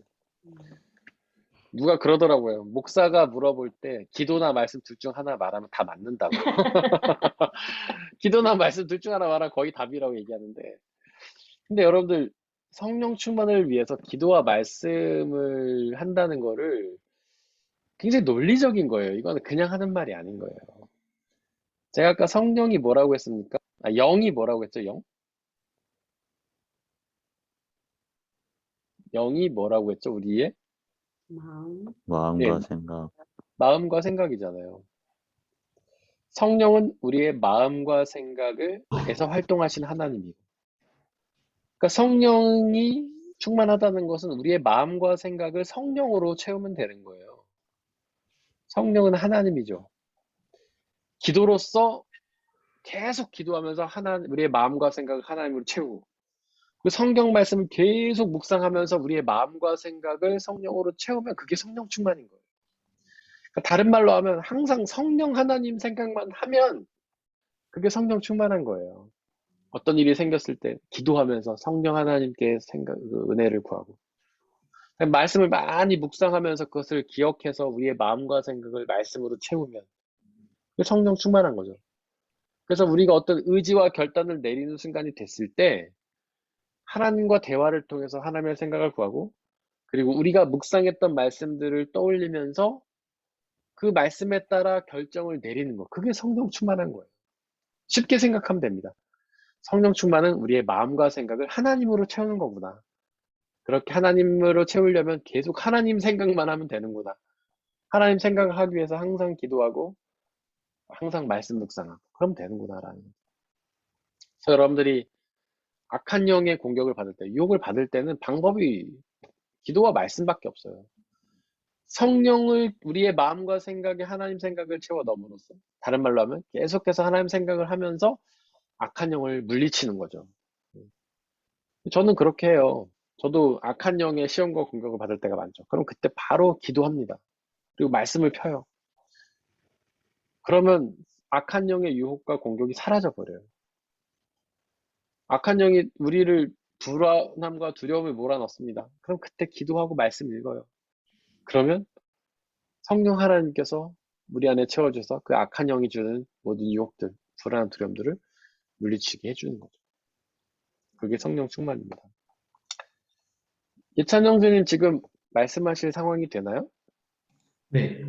네. 성령 하나님이 어떤 분이라고 생각하십니까? 어, 저한테는 사실 네. 좀 그 세 분의 하나님들 중에 네. 네. 가장 좀 멀다고 좀 느껴지는 음, 분이세요. 약간 네. 어, 하나님, 그 성부 하나님에 대해서는 구약 성경에서 많이 보고 배웠고, 네. 그리고 예수 그리스도는 또 사복음서와 그 뒤에 그 바울의 서신서에서도 계속 나오니까 이제 좀 구체적으로 좀 받아들이고 이렇게 되는데, 사실 성령 하나님이라는 거를 목사님한테 좀 마음과 생각에서 활동하는 영이라고 배우기 전까지는 좀 추상적이었어요. 성령, 약간 영혼 생각하면 저희 만화에서 약간 영혼 같은 그런 존재가 갑자기 막 임하는 것처럼 그렇게 생각을 했었는데, 음, 어, 그래서 조금 저한테는 음, 좀 많이 좀 배우고 알아가야 되는 하나님인 것 같고, 네. 그래도 저의 어떤 저를 인도하고 보호해 주실 분이라는 거는 믿고 있는데, 네. 좀 더 배우고 알아가고 경험해야 될 것 같습니다. 네. 이제 성령이 멀게 느껴지신다라는 거는 되게 솔직한 고백이면서 사실 현대 신앙인들이 많이 경험하는 현상이기도 해요. 저는 여러 가지 원인이 있다고 봅니다. 네, 첫 번째 여러 원인 중에는 그러니까 성령에 대한 교육이 좀 부족했죠.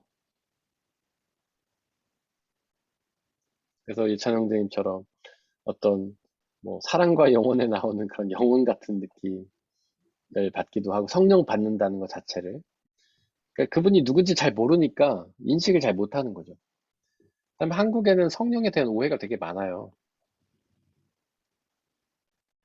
한국에서는 성령 하나님을 너무 은사에만 집중을 했어요. 성령이 주시는 은사. 그래가지고 뭐 기도회 가면 성령 받아라 해서 은사 받은 사람 숫자 세고 방언 받은 사람 손 들어봐 그래갖고 아 오늘 몇 명 성령 받았네 막 이러고 성령을 은사라고만 생각을 하는 거죠.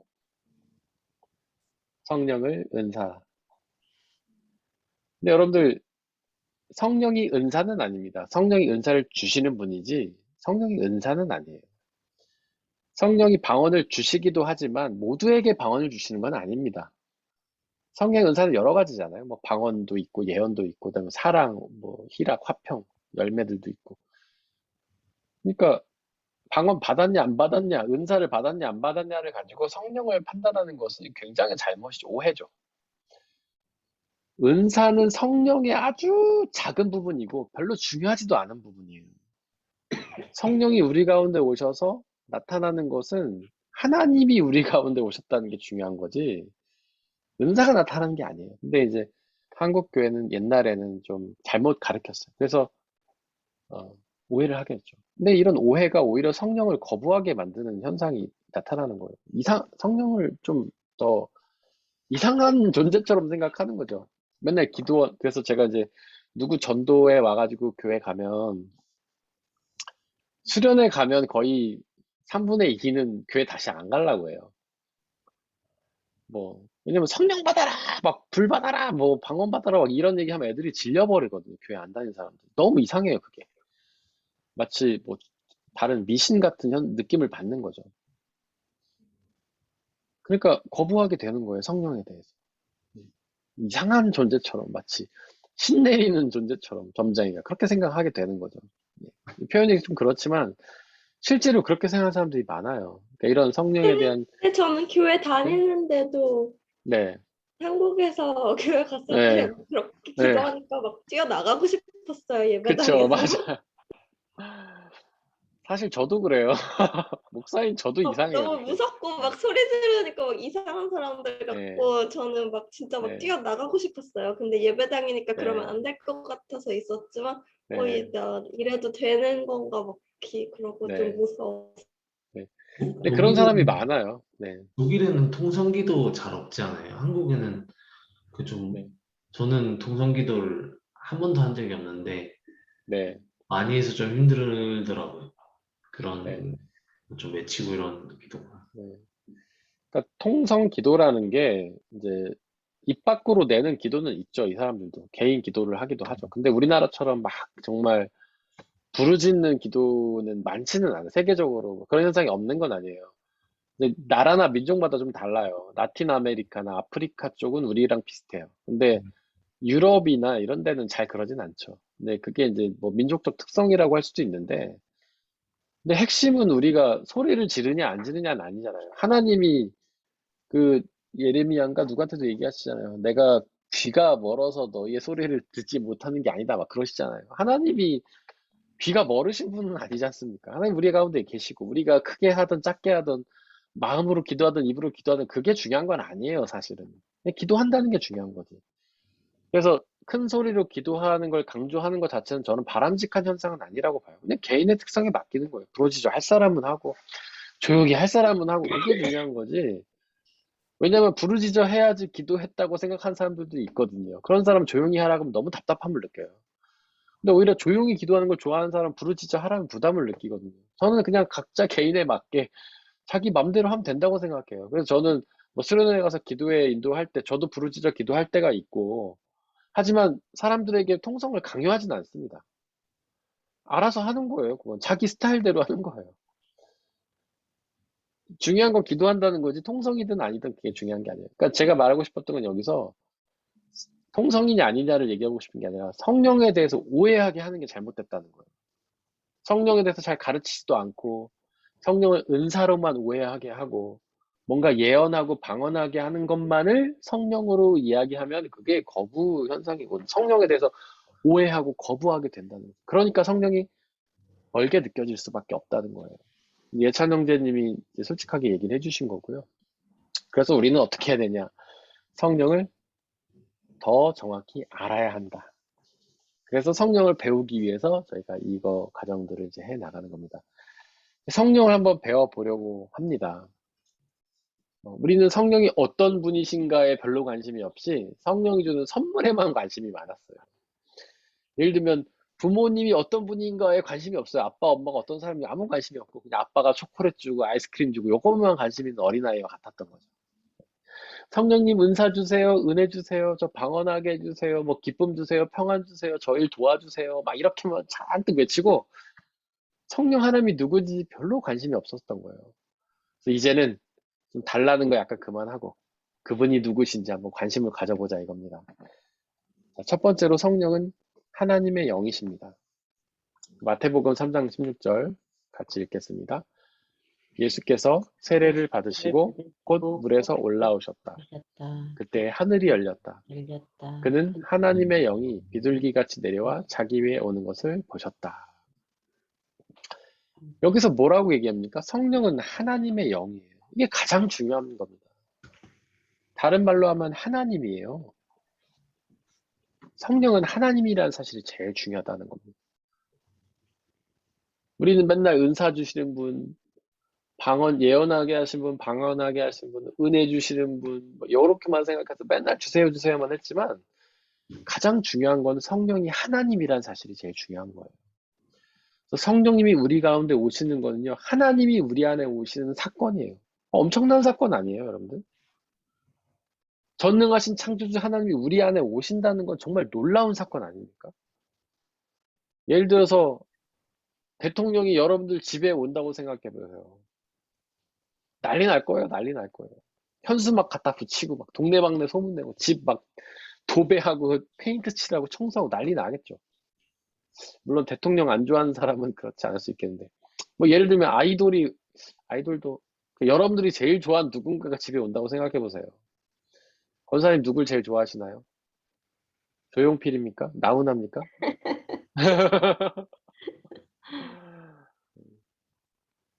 뭐 요즘에 BTS가 제일 핫하니까 BTS라고 우리가 한번 예상을 해봅시다. BTS 안 좋아하는 분도 있겠지만 전 세계적으로 BTS가 난리잖아요. 뭐 빌보드 차트 8주인가 1위 하고. 집에 온다고 생각해 보세요. 난리 날 거예요. 근데 하나님이 우리 가운데 오신다는 그 사건에 대해서 우리는 너무 약간 무덤덤해요. 하나님 우리 가운데 계시나 보다 뭐 계시든지 말든지 너무 무덤덤해요. 하나님이 우리 가운데 오신 건 정말 엄청난 사건 아니에요? 천지의 창조주 전능하신 하나님 우리 가운데 오시는 거. 막 그것만으로도 감격하고 기뻐하고 막 행복하고 그래야 되는 사건 아닙니까? 성령이 우리 가운데 오셨다는 건 하나님이 우리 가운데 오셨다는 사건이에요. 이게 핵심이에요, 여러분들. 이거를 기억해야 돼요. 근데 여기서 보면 이제 성령이 비둘기 같이 내려와 자기 위에 오는 것을 보셨다. 그러니까 성령님이 비둘기 같이 오셨다는 거죠. 성령이 비둘기 같이 오셨다라는 거 어떻게 생각하세요? 네. 어떤 분들은 소스라치게 놀라면서 끔찍하다고 막 하더라고요. 한국에 비둘기 싫어하잖아요. 비둘기가 우리 가운데 오면 우리가 어떻게 생각합니까? 비둘기가 우리한테 날라왔다고 생각해보세요. 막 소리치면서 도망가지 않겠어요? 그 똥만 엄청 싸대는 비둘기. 저희 교회에 아주 비둘기를 끔찍히 싫어하는 자매가 한 분 계십니다. 제가 이름을 말하면 그분의 개인적인 신상을 얘기하는 거니까 좀 그래요. 그냥 비읍, 지읒, 미은 자매님이세요. 교회 청년부고. 근데 그분은 비둘기를 끔찍히 싫어합니다. 그분이 하이델베르크 한번 놀러 왔는데 제가 이렇게 막 가이드를 해주다가 비둘기가 아주 멀리서 그분 머리 위에 온 것도 아니에요. 멀리서 내려온 걸 보니까 그분이 막 소리를 지면서 도망을 가더라고요. 자기 비둘기가 너무 싫대요. 털도 싫고 뭐 똥도 싸고 그다음에 그 비둘기의 몸에 벌레 해충 되게 많다잖아요.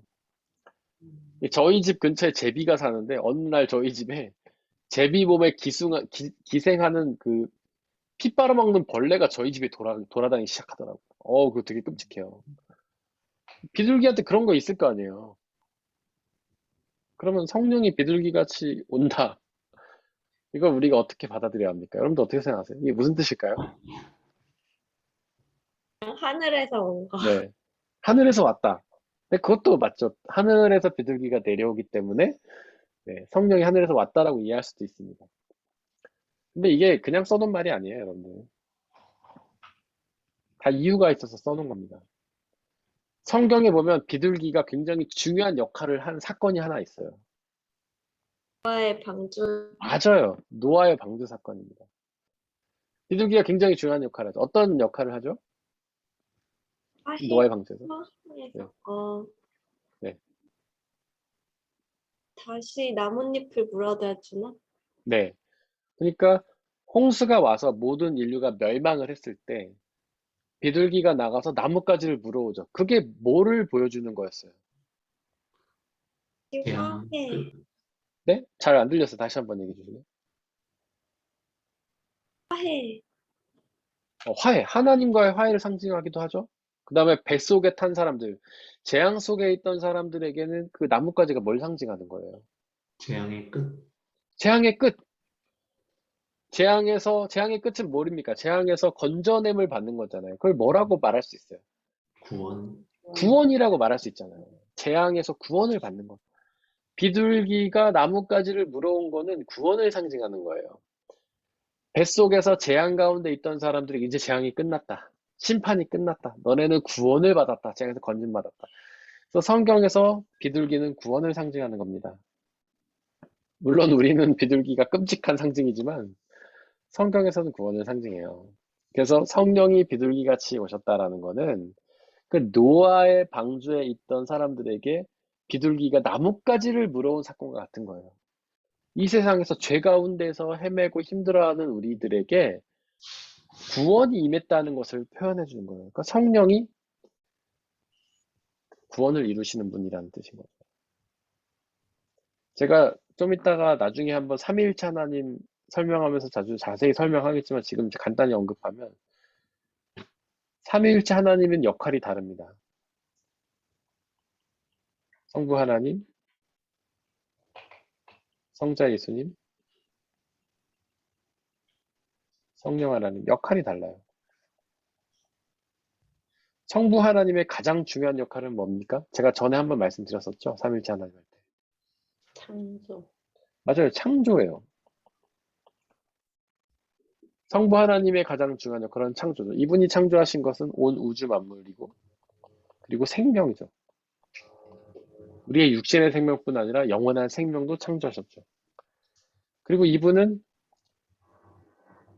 우리가 죄를 지은 죄를 구원하시기 위해 구원을 계획하셨어요. 구원 계획. 성자 예수님의 가장 중요한 역할은 뭡니까? 제사함. 네, 맞아요. 죄사함이죠. 이 하나님이 만드신 구원 계획을 실행하신 분이에요. 그래서 우리는 성자 예수님을 제가 화해주라고 해요. 화해주. 창조주가 아니라 화해주.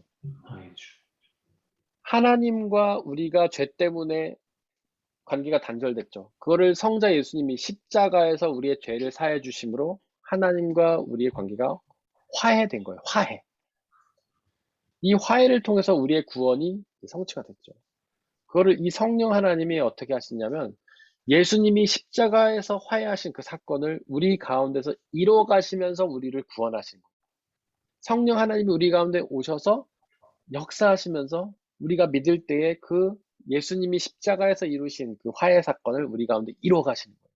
그래서 우리가 성령 하나님을 구속주라고 말합니다. 구속주. 비둘기 같은 역할을 하시는 거예요. 예수님이 십자가에서 이루신 구원 사건을 성령이 오셔서 우리에게 알려주시는 거예요. 야, 너 김재학 죄인이 맞지만 예수 그리스도께서 십자가 위에서 너를 위해 죽으셨어. 그로 인해 너의 죄를 사해 주셨어. 그분을 믿으면 너는 구원을 얻어. 성령이 비둘기처럼 우리 가운데 오셔서 그 구원 사건을 알려주시고 믿게 하시고 얻게 하시는 겁니다. 그래서 우리가 성령 하나님을 구속주라고 하는 거예요. 비둘기 같은 역할을 하는 것이죠.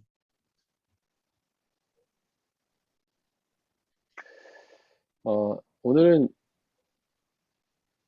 여기까지 해야 될 것 같습니다. 혹시 여기까지 질문이나 나누고 싶은 게 있으실까요?